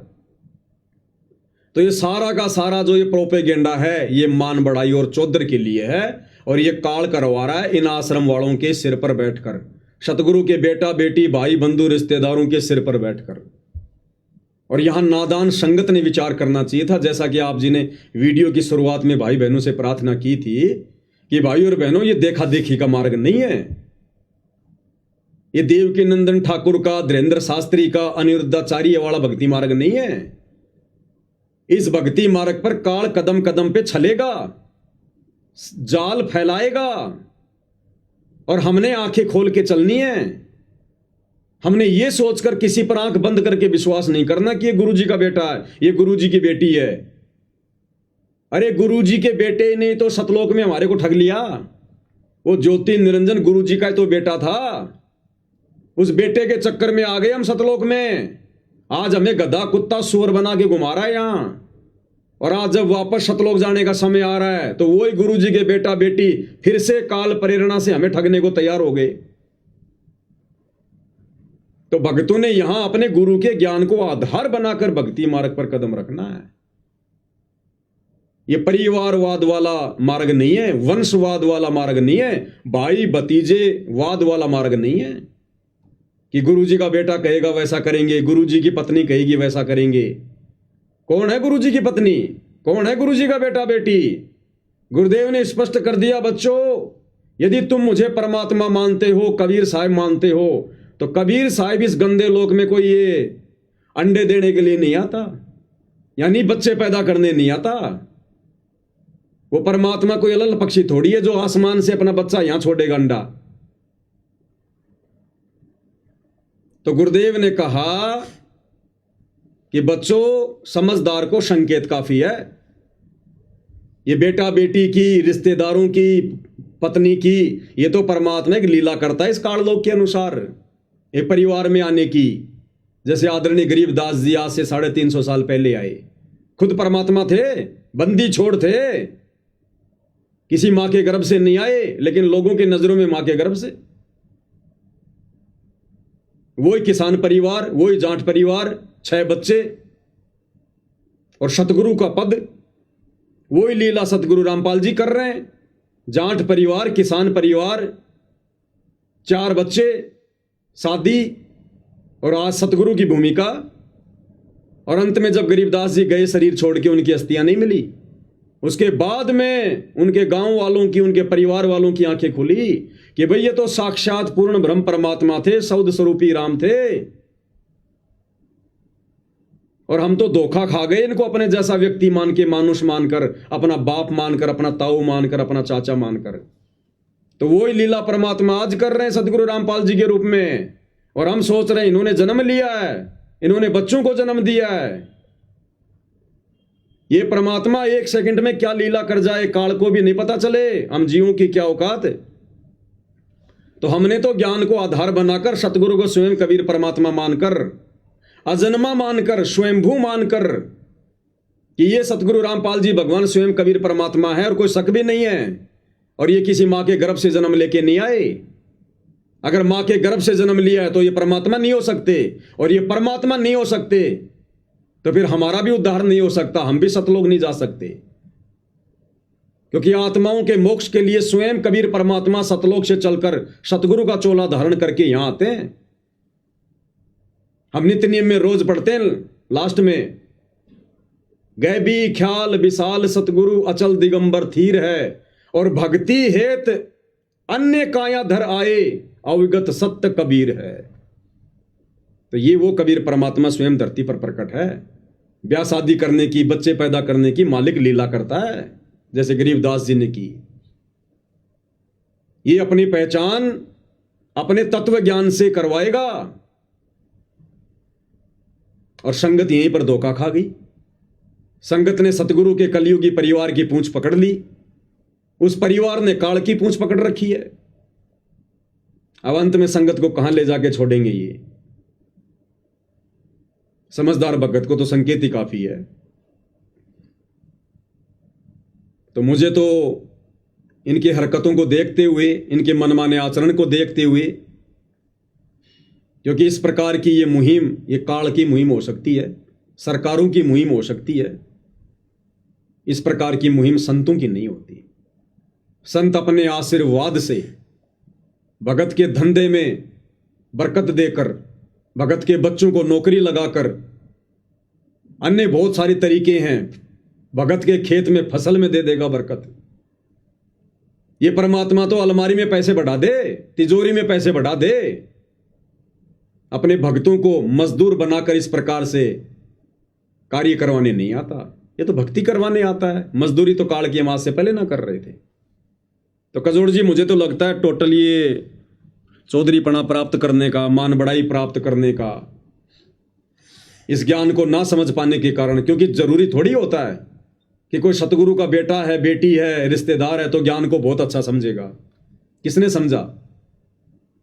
वो कमाल नाम का लड़का सतगुरु के झोपड़ी में रहा बचपन से और अंत में गुरुद्रोही हुआ, नहीं समझ पाया ज्ञान को। और बाकी 64 लाख भगत सोच रहे थे कि कमाल जितना ज्ञान किसी को नहीं है। धर्मदास के घर में काल का दूत पैदा हो गया, नारायण दास। गरीबदास जी के चारों बेटों ने आगे चल के भक्ति छोड़ दी। नानक जी के दोनों बेटे श्रीचंद और जयचंद नानक जी से विमुख हो गए थे, क्योंकि नानक जी ने अंगद को अपना उत्तराधिकारी बना दिया। नाराज हो गए, छोड़ दिया पंथ को, अलग पंथ चला दिया, निर्मल पंथ, बेड़ा गर्क कर दिया लोगों का। तो कहते हैं घर का जोगी जोगना, बाहर का जोगी सिद्ध, और दीपक तले हमेशा अंधेरा रहता है। ये सतगुरु का परिवार केवल माया को देखकर जुड़ा हुआ है, माया को देखकर। ना ज्ञान आधार इनको पहले था, ना वर्तमान में है। अब ये नादान संगत को विचार करना चाहिए, भाई तुमने किस चीज को आधार बनाकर ये निर्णय लिया है। भाई परीक्षा का समय है, सतगुरु तो कुछ भी आदेश देगा। परीक्षा के समय में सतगुरु कुछ भी आदेश देकर भगत की परीक्षा लेगा। सतगुरु तो कह देगा, हाँ बच्चों ये अन्नपूर्णा मुहिम मैंने चलाई है, मेरा आदेश है। लेकिन सतगुरु ने सत्संगों में क्या समझाया? परीक्षा के समय में तो सत्संगों को आधार बनाया जाएगा। जिस प्रकार सतगुरुदेव हमें कथा सुनाते हैं, एक संत के बहुत सारे शिष्य थे, संत ने काफी ज्ञान दिया, फिर एक दिन उनकी परीक्षा लेनी चाहिए और सतगुरु ने पहले सबको सामने बैठा कर कहा कि देखो भाई, गुरु से बढ़कर कोई नहीं होता, गुरु की आज्ञा सबने माननी चाहिए। जो गुरु की आज्ञा नहीं मानता वो गुरुद्रोही होता है, उसको तो नरक में भी ठिकाना नहीं है। सबने कहा हाँ गुरुदेव, गुरु की आज्ञा माननी चाहिए। फिर उस गुरु ने तुरंत कहा कि भाई अब मेरी आज्ञा है, मेरा आदेश है, आपने अपने पैर का जूता निकालो, मेरे सर में 5-5 मारो, सबकी गर्दन नीची। तो गुरु ने कहा रे बस, अभी तो तुम क्या कह रहे थे कि गुरु की आज्ञा माननी चाहिए, गुरु के आदेश की अवहेलना करने वाला नरक में जाता है, और अब मैं तुम्हें आज्ञा दे रहा हूं, तुम मेरी आज्ञा नहीं मान रहे। सबकी नीची गर्दन। एक भगत खड़ा हुआ, समझदारी से काम लिया, विवेक से काम लिया, क्योंकि वो परीक्षा का समय था। अपने पैर का जूता निकाला, सतगुरु के चरणों में बैठा और अपने सिर में 5 मारी। गुरु ने कहा भाई डांडी मत मार, मैंने तो मेरे सिर में मारने के लिए कहा है। तो उस शिष्य ने कहा कि ये गुरुदेव, इस दास का शीश भी तो आप ही का है। सिर सौंपया गुरुदेव को, सफल हुआ यो शीश, और नितानंद इस शीश पर आप बसे जगदीश। कि गुरुदेव, इस दास का शीश भी तो उपदेश लेने के बाद आपका ही है। मैंने अपने सिर पर मार दिए, समझो आपके सिर पर मार दिए। गुरु बड़ा प्रसन्न हुआ। मैं गारंटी के साथ कह सकता हूं कजोड़ जी, उस समय यदि उस संत के सामने गुरु जी के बेटे बैठे होते, गुरु जी की बेटियां बैठी होती, गुरु जी का भाई बैठा होता, ये कोऑर्डिनेटर बैठे होते, और गुरु कह देता कि भैया मेरे सर में 5-5 जूते मारो, ये 5 नहीं 10-10 मारते, ये कुछ विशेष वस्तु मिलेगी। गुरु जी कह रहे हैं, गुरु जी की आज्ञा है, हम तो गुरु की आज्ञा में चलते हैं। ये बुद्धि विवेक का इस्तेमाल नहीं करते, जैसा वर्तमान में नहीं कर रहे, ये नादान संगत नहीं कर रही। अरे एक टीचर साल भर तक पढ़ाता बच्चों को, भारत की राजधानी नई दिल्ली, भारत की राजधानी नई दिल्ली, और वही टीचर उन बच्चों की परीक्षा के लिए परीक्षा में सवाल बना के देता है भारत की राजधानी क्या है। और उस समय यदि कोई बच्चा पूछे कि गुरुजी भारत की राजधानी क्या लिखूं, बंबई लिख दूं क्या, तो टीचर उसको सही आंसर नहीं बताएगा। टीचर कहेगा बेटा जो तेरे को अच्छा लगे वो लिख दे, क्योंकि टीचर को पता है कि मैंने तो साल भर क्या पढ़ाया, इसने ध्यान दिया नहीं, अब ये मेरे से पूछ रहा है। अगर मैं इसकी मदद करूंगा इस समय तो मैं इसका दुश्मन हूं, ये बच्चा फिर कभी नहीं सुधर पाएगा। तो टीचर परीक्षा के समय में बच्चे की कोई मदद नहीं करता, और उल्टे उल्टे सवाल करके, क्या टीचर को नहीं पता भारत की राजधानी क्या है? उसमें 4 ऑप्शन क्यों लिख रहा है? दिल्ली, बंबई, कलकत्ता, महाराष्ट्र, बच्चे की परीक्षा के लिए। तो अगर ये अन्नपूर्णा मुहिम, पहली बात तो सतगुरु जी अपनी तरफ से कोई आदेश नहीं देंगे, ये भी काल प्रेरणा से इन आश्रम वालों ने लोगों की सलाह से, जगत वालों की सलाह से सतगुरु से हिसार जेल में जाके प्रार्थना लगाई होगी। अब सतगुरु को तो मौका मिल गया भक्तों की परीक्षा लेने का, ये तो बहुत अच्छा काम हो गया, क्योंकि सतगुरु को अपने परिवार की हकीकत का तो पहले पता था। अगर ये परिवार ज्ञानवान होता, मर्यादा में होता, तो बरवाला कांड ही ना होता। तो सतगुरु को तो अच्छे से पता था उनके बारे में। जब ये इस प्रकार का ये प्रस्ताव सतगुरु के पास लेकर गए तो सतगुरु ने देखा रे तो बहुत अच्छी बात हो गई, इन्होंने तो अपने कर्म फोड़ने मुझे मानुष मानकर, इस बहाने संगत की भी परीक्षा हो जाएगी। सतगुरु ने कह दिया बच्चों ठीक है, तुम्हें जैसा उचित लगे करो, बहुत अच्छी बात है। इस बात को इन्होंने संगत में यह कहकर वायरल कर दिया कि गुरु जी का आदेश है, गुरु जी का आदेश है, गुरु जी का आदेश है। आजकल AI से गुरु जी की ऑडियो खूब बन रही है, पता ही नहीं चलेगा गुरु जी की आवाज कौन सी, AI की कौन सी है। खुद इन आश्रम वालों ने जब जब भूल पड़े पुस्तक की 3 घंटे की AI से ऑडियो बनाकर डाल रखी है, कोई माई का लाल पहचान ही नहीं सकता। अन्नपूर्णा मुहिम का 5 मिनट का संदेश गुरु जी की आवाज में AI से बना के डाल रखा है, कोई माई का लाल समझ ही नहीं पा रहा। तो ये संगत की परीक्षा चल रही है वर्तमान में, और भाई ये कलयुग की बिचली पीढ़ी है, सब तो फेल नहीं होंगे। और सौभाग्य है साथ संगति से जुड़ी हुई आत्माओं का, जिन्होंने इस विकट समय में, परीक्षा के समय में ज्ञान को आधार बनाया, ना कि गुरु के परिवार को। और जिन्होंने गुरु के परिवार को आधार बनाया वो दिन प्रतिदिन इस भवसागर में डूबते जा रहे हैं, डूबते दलदल में। और जिन्होंने ज्ञान को आधार बनाया वो उभरते जा रहे हैं। तो कजोड़ जी, ये अन्नपूर्णा मुहिम, इसके तहत जितने भी कार्य किए जा रहे हैं, ये सारे के सारे कार्य मनमाना आचरण है, गुरुदेव के ज्ञान के निकट भी नहीं है। ना परमात्मा इस प्रकार की बकवाद किसी से करवाते, ना से पहले उन्होंने किसी की ये करवाई, और ना 4 युगों में परमात्मा ने इस प्रकार की मुहिम चला के किसी के मकान बनवाए। ये परमात्मा तो भगत को उपदेश देकर फिर भगत की भक्ति और मर्यादा के आधार से, भाई जैसी भक्ति करोगे फिर वैसी परमात्मा बरकत देगा, जितना गुड़ डालोगे उतना ही मीठा होगा। भाई सतगुरु को अपने भगतों से क्या दुश्मनी है? जो बेचारे भगत तो झोपड़ियों में पड़े हैं 50%, और जगत वाले जो रोज अपना काम किसी न किसी तरीके से चला ही रहे हैं, उनको चुन चुन के मकान बनवा रहा है। तो सतगुरु कुछ नहीं करवा रहा, जो भी वर्तमान में हो रहा है सब काल प्रेरणा से हो रहा है। और जो ज्ञान को आधार बनाकर इन चीजों को समझ जाएगा वो जीत में रहेगा, बाकी सारी संगत हार में है, इसमें कोई दो राय नहीं है। तो मेरे तो इस विषय पर जो आपने सवाल किया था ये विचार हैं। बाकी आप क्या विचार रखते हैं भाई बहनों को, और क्या संदेशा देना चाहते हैं आप जी? तो भाई और बहनों, पवन दास जी से जाने आध्यात्मिक सोच अनुसार, आध्यात्मिक ज्ञान के अनुसार इनके विचार जाने कि आश्रम वाले जो भाई हैं, सेवादार हैं, जो अन्नपूर्णा मुहिम के तहत जो अभी कार्य कर रहे हैं, वो भक्ति मार्ग में ज्ञान आधार से, आध्यात्म की दृष्टि से कितना सही है या नहीं। तो इन्होंने क्लियर कर दिया ज्ञान आधार से, सबूत और प्रमाण सहित, कि आश्रम वाले भाई केवल और केवल मान बढ़ाई वश, अपनी चौधर वश, अपना सम्मान करवाने वश और जगत में अपनी वाहवाही लूटने के वश ये मुहिम चला रहे हैं। इसका प्रमाण भी पवनदास जी आगे बता सकते हैं कि इनके बारे में गुरुजी ने कुछ बोला है किसी सत्संग में या किसी और विशेष संदेश में या और किसी माध्यम से, तो ये बताएंगे।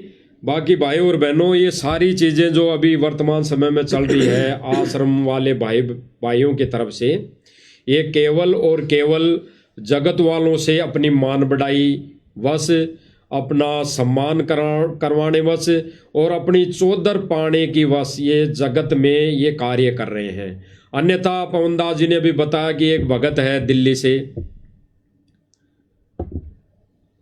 तो उसकी प्रार्थना करने के बावजूद और संत रामपाल जी महाराज जी का आदेश आने के बावजूद उसका मकान नहीं बनाया गया। यानी गुरु का आदेश हो मकान बनाने का, फिर भी मैनेजमेंट आश्रम वाले उसका मकान नहीं बनाया, उन्होंने उसका मकान नहीं बनाया। और एक जगत वालों की छोटी सी प्रार्थना पर, जिनके पहले से मकान कुछ रहने लायक हैं, तब भी उनके मकान दोबारा फोड़कर उनके मकान बनाए जा रहे हैं। यानी उनके लिए रहने की व्यवस्था है, फिलहाल वो रह सकते हैं, अपना टाइम पास कर सकते हैं, लेकिन फिर भी उनका मकान उसको फोड़कर दोबारा से 2 मंजिला मकान बनाया जा रहा है। कारण कि वहाँ पे इन्होंने बताया कि गांव के सरपंच को साथ लेकर उनके हाथों उनको चाबी दिलवाना, फोटो खिंचवाना, वीडियो बनवाना, यानी वहाँ के गांव वालों की नज़रों में अपनी चौधर और मान बढ़ाई पाना, अपना सम्मान करवाना, उनकी नज़रों में एक अपने आप को एक ये मान लो कि आप ऐसा तो कोई भगत करता नहीं, बिल्कुल भगत के तो नियम और मर्यादा में है ही नहीं, केवल उनकी गांव वालों की नज़रों में एक अच्छा व्यक्ति साबित होना, ये इनकी प्रक्रिया चालू है भाई और बहनों आश्रम मैनेजमेंट की। तो हम पवनदास जी से और जानेंगे इस विषय के ऊपर कि ये जो आश्रम वाले भाई मान बढ़ाई को लेकर चल रहे हैं, ये साबित भी हो गया है और गुरुजी ने भी हो सकता है किसी सत्संग में बताया हो, इनको बहुत बार संदेशे दिए हों। तो हम आपसे और जानेंगे और हमारे भाई बहन भी जानेंगे जो लाइव देख रहे हैं आज, क्योंकि भाई और बहन, कुछ एक भाई बहन जो नादान हैं, जिन्होंने ज्ञान को आधार नहीं बनाया, जिन्होंने सत्संग नहीं सुने, वो केवल और केवल देखा देखी में इस मार्ग पर आगे कदम रख रहे हैं, आगे चल रहे हैं।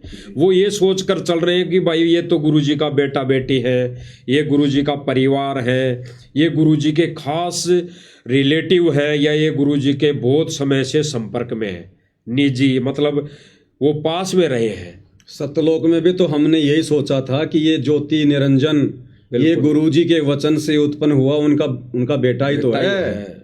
और हम उसके चारों तरफ घूम गए, वहां पर सतलोक में जब वो तपस्या कर रहा था, तप कर रहा था, हम उसको गुरुजी का बेटा मान के तो उसके चारों तरफ घूम रहे थे, और उस गुरुजी के बेटे के चक्कर में आकर हम यहाँ फंस गए किस ब्रह्मांड में।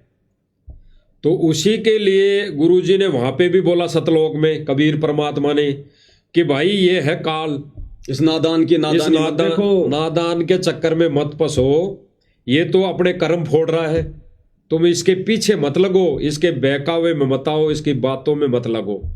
और वही शायद आज वर्तमान समय में गुरुजी जेल में बैठकर ये संदेश दे रहे हैं। काल तो हमसे वही गलती करवाएगा जो गलती उसने करी, बिल्कुल वही गलती करवाएगा। उसको पता है कि इनको कैसे फंसाया जाए। बिल्कुल सतलोक में ये कैसे फंसे थे, वैसे यहाँ फंसाएगा मनमाना आचरण करवा के। तो गुरुदेव ने हिसार जेल से जो विशेष संदेश भेजे हैं 1 घंटे के, उसमें भी गुरुदेव भगवान ने अच्छी तरीके से इन कोऑर्डिनेटरों को, अपने परिवार वालों को, बड़े बड़े भक्तों को बहुत बुरी तरीके से डांट रखा है, समझा भी रखा है। और गुरुदेव ने कहा रहे हो 4 दिन का जीवन है, तुम यूं चौधर में खो दियो, इसने कर्म बना ले अच्छे, अपने यहां से निकलने की सोचो। और इनके ऐसे ऐसे कुकर्म देखकर जो हिसार जेल में शिकायतें जाती हैं, गुरुदेव ने स्पष्ट रूप से विशेष संदेश नंबर 12 में, ये भगत भाई बहनों के सामने विशेष संदेश नंबर 12 है, इसमें गुरुदेव ने स्पष्ट कर रखा है, इन कोऑर्डिनेटरों को धमका रखा कि बाढ़ में जाओ ऐसे शिष्य और बाढ़ में जाओ ऐसे कोऑर्डिनेटर। जो अपनी मनमानियां करते हैं, क्योंकि सब ये मनमानियां तो चल रही हैं। ये धनाना में स्टेडियम बनाना मनमानी, धनाना गांव में बस स्टैंड बनाना मनमानी, धनाना गांव में एम्बुलेंस चलाना, ये बसें चलाना, रोडें बनवाना मनमानी, जाटों की धर्मशाला बनवाना मनमानी, गुंडों की सीबीआई जांच करवाना मनमानी, सीबीआई जांच में 5 लाख रुपए देना मनमानी, जाटों के आरक्षण में संगत को बैठाना मनमानी, आरक्षण में करोड़ों रुपया संगत के ज्योति पाठ दान का चंदे में देना मनमानी, अयोध्या में जाके काल पुजारियों के लिए भंडारा करना मनमानी, नेपाल के सीतापुर में भंडारा लगाना मनमानी,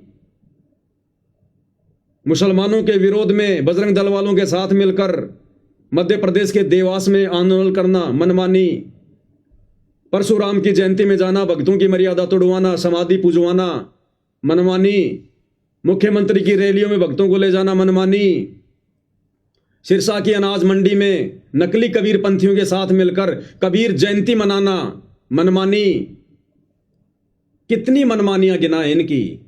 जज्जर की गौशाला में 12 लाख रुपए देना मनमानी, गुरुजी के लड़कों के द्वारा सर पर साफा पहनकर, गले में माला पहनकर, हाथ में श्री कृष्ण जी का मोमेंटो लेकर सम्मान करवाना मनमानी, सोनीपत की गौशाला में जाकर भंडारा लगाना, वो अपना यज्ञ कर रहे थे दयानंद वाला, वहां जाकर भंडारा लगाना मनमानी। सुबह से शाम हो जाएगी। इसलिए सतगुरु ने दुखी होकर अंत में विशेष संदेश में सार्वजनिक तौर पर, और ये शब्द कहने पड़े विशेष संदेश नंबर 12 में, भाई बहन सुन सकते हैं, ये बाढ़ में जाओ ऐसे शिष्य और बाढ़ में जाओ ऐसे कोऑर्डिनेटर जो अपनी मनमानी करते हैं। और ये थोड़ा सा जीवन है, तुम इसको चौधर में खो दियो इसको। कितने दुखी होकर कह रहे हैं। और अंत में गुरुदेव कह रहे हैं कि बच्चों अपने ऊपर रहम नहीं कर सकते तुम मेरे ऊपर करो। यानी सारी सृष्टि का मालिक सतगुरु रामपाल जी भगवान अपने उन नालायक भक्तों से भीख मांग रहा है। डूब के मर जाना चाहिए उन भक्तों ने, जिनकी इन उल्टी हरकतों के कारण सतगुरु खून के आंसू रो रहा है हिसार जेल में। क्या कह रहे हैं परमात्मा, सुनिएगा ध्यान से। बाढ़ में जाओ विशेष और ऐसे कोऑर्डिनेटर तो अपनी बकवास करके कर्म बना लो, बकवास छोड़कर। ये बार बार कहने की बात नहीं है। तो मुश्किल से मानो शरीर मिला, इसमें तुम वो चौधर में खो दियो और नष्ट करके चले जाइए इस जीवन को। बचाओ, अपने ऊपर रहम ना करते दास पकड़ लो। मेरा संघर्ष देखो 27-28 साल हो गए दास में, 1994 से आज तक हिसाब ला लो। और इसलिए कि आप घोर नरक में पड़े हो, इसको सुख मानने बैठे हो। और ये सुख है कितनी समय का पता है आपको? सांस बेरा ना, इस सांस का आवन हो ना हो। ऐसे गंदे लोग में माचे माचे खड़ो हो, अहंकार में सड़ रहे हो। यू काल पारा कर रखा काल ने, तो हवा पर रखिए काल ने एकदम पाट देगा टायर सा तुम्हारा। आँख खोलो, आखिर तुझको कौन कहेगा गुरु बिन आत्म ज्ञान। मन ने की कर ले 2 दिन काम मान, मन देख। ये कबीर साहब रो रो कर गाया करते, खड़े होके तो चौराहों पर, आंखों में आंसू होती थी उन पर।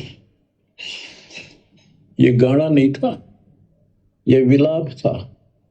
विलाप दास गाता नहीं, आत्मा से रोता है, ऊपर से गा रहा। 120 साल आपके बाप, आपके पिता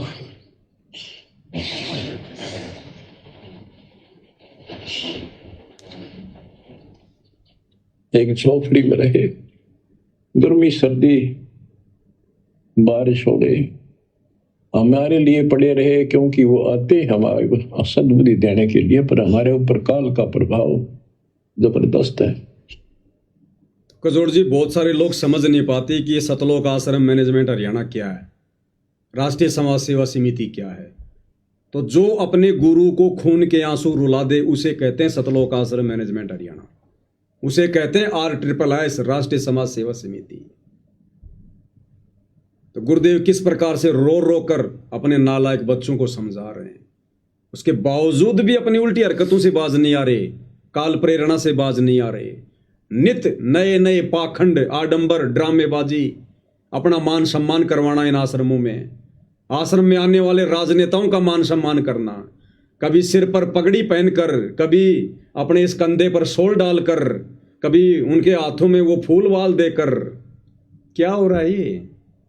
अभी भी नहीं पता इनको सम्मान का अधिकारी कौन है संसार में, खुद का ही सम्मान करवाने में लगे हुए हैं।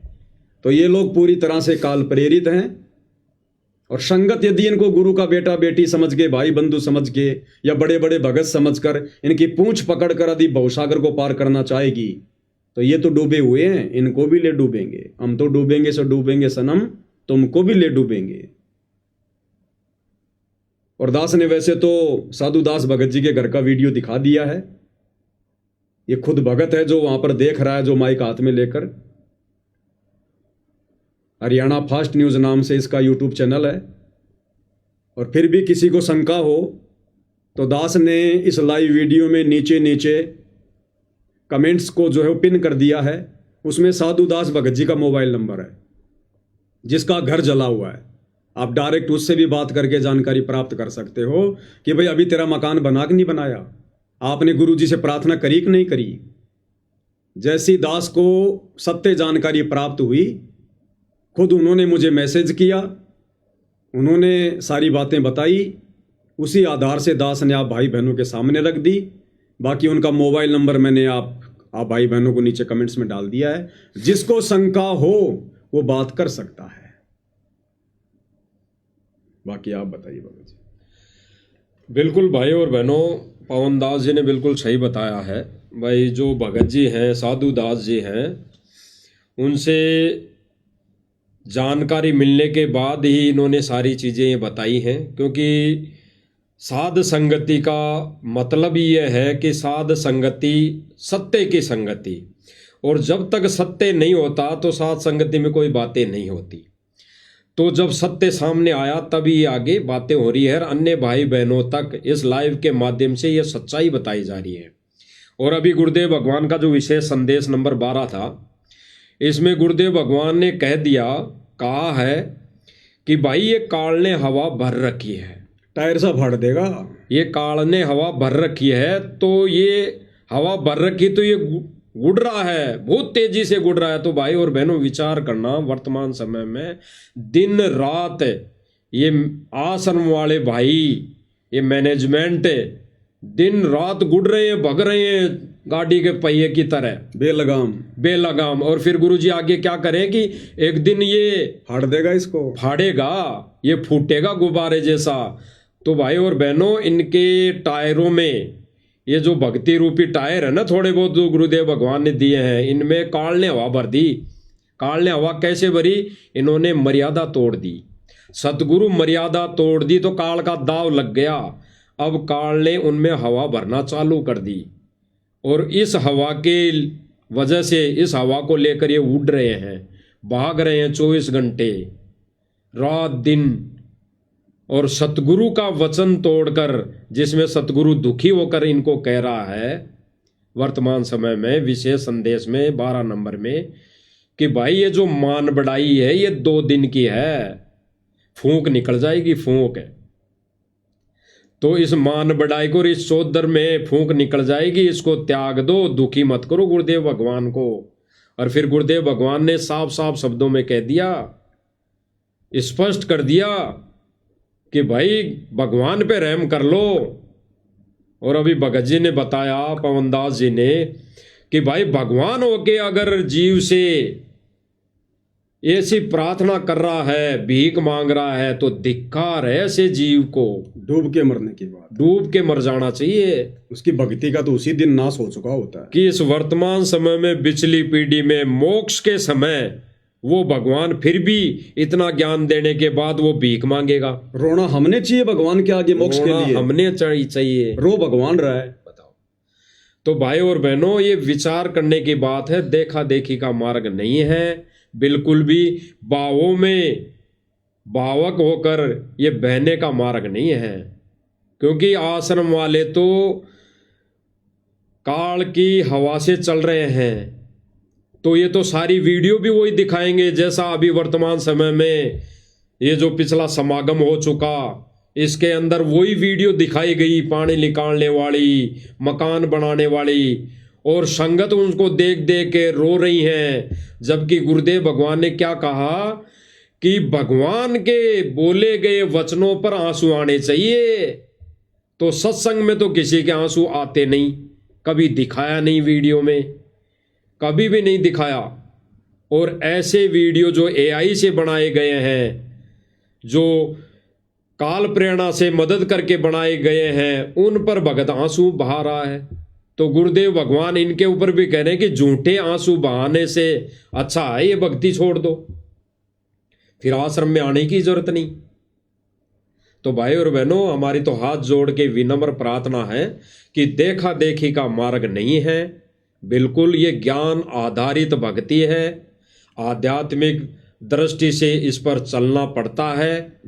और दूसरी बात रही कि आश्रम वाले जो भाई हैं, ये बिल्कुल ही गुरुजी के ज्ञान आधार के विपरीत सारा कार्य कर रहे हैं, विपरीत संगत को ये चला रहे हैं। यानी सतगुरु जो पटरी है, ज्ञान आधारित पटरी, उससे नीचे इस आध्यात्मिक ट्रेन को उतार चुके हैं। बाकी बचने वाले भाई बहन तो भाई अपना बचाव कर लेंगे। साथ में दो नाव चल रही हो तो भाई एक नाव में अगर छेद हो रहा है तो भाई तुरंत ज्ञानवान भगत का, ज्ञानवान आत्मा का एक ही उद्देश्य, एक ही फर्ज बनता है कि उसमें से छलांग उस सत्य की नाव में लगा जाए। बेड़ा देखा जरजरा उत्तर चले फड़क। तो ये ही सतगुरु का आदेश है, सतगुरु का वचन है, तभी हम बच सकते हैं भाई और बहनों। तो ये आश्रम वाली जहाज तो भाई डूबने वाली है और परमात्मा ने सात संगति रूपी नौका बिल्कुल बराबर में खड़ी कर रखी है। समझदार होगा वो तो डूबती जहाज से तुरंत छलांग मार देगा सात संगति में भाई। और जिसने मरना भाई वो बैठा रहेगा आंखें बंद करके। बाकी जो भी भाई बहन इन वीडियो को कुछ कमजोरी के कारण समझ नहीं पाता है, लाइव वीडियो को, इन लाइव संदेशों को, और वो इनको ना समझकर कुछ अटबड़ सी करते हैं, तो भाई और बहनों विचार करने की बातें हैं। भाई विचार करने की बातें, उनसे तो अच्छी बात यहाँ है, उनसे तो अच्छी बात यहाँ है, वहाँ यहाँ राजनीति तो नहीं हो रही, यहाँ किसी का पक्ष विपक्ष तो नहीं हो रहा, यहाँ किसी धरना प्रदर्शन पे तो नहीं ले जाके बैठाया जा रहा। यहाँ पे केवल गुरुदेव भगवान की महिमा ही तो गाई जा रही है, महिमा ही तो बताई जा रही है। गुरुदेव भगवान के सत्संग आधार से सारी चीजें बातें की जा रही है। ऐसा तो नहीं कि मर्यादाएं तोड़वाई जा रही, तो उससे तो अच्छा है, कम से कम भगवान को रिझा रहे हैं जो भी भक्ति क्रिया करके। तो भाई और बहनों विचार करना इन बातों पे और गहराई से चिंतन मनन करना कि ये जो साथ संगति के वीडियो हैं, सत्सेवकों के वीडियो हैं, ये किस पर्पज और किस आधार पर और इनका क्या मूल्य है, क्या औचित्य है, क्या इनका रीजन है, इन पर विचार विमर्श करके भाई और बहनों ये दो नाव परमात्मा ने खड़ी कर रखी है। अब कौन सी नाव में सवार होना है वो भक्तों के ऊपर डिपेंड करता है, संगत के ऊपर डिपेंड करता है, आप और हमारे ऊपर निर्भर करता है कि हमने उस छेद हुई नौका में बैठे रहना है या सतगुरु के उस विमान में बैठना है जो सीधा सतलोक जाएगा। तो भाई और बहनों विचार करने की बातें हैं, बाकी और भी बातें होती रहेंगी। मालिक के आशीर्वाद से वीडियो बनते रहेंगे, ज्ञान आधारित बातें होती रहेंगी। सभी भाई बहन इसी प्रकार से जुड़े रहिए। आज की वीडियो में गुरुदेव भगवान के आशीर्वाद से केवल इतना ही। परमेश्वर हम सबको आशीर्वाद दें, हमारा मार्गदर्शन करें, हमें इसी प्रकार ज्ञान आधार वाले तरीके से भक्ति मार्ग पर आगे बढ़ाते रहें। एकमात्र यही हमारी कामना पूज्य गुरुदेव भगवान के चरणों में है। बंदी छोड़ सतगुरु रामपाल जी भगवान की जय हो।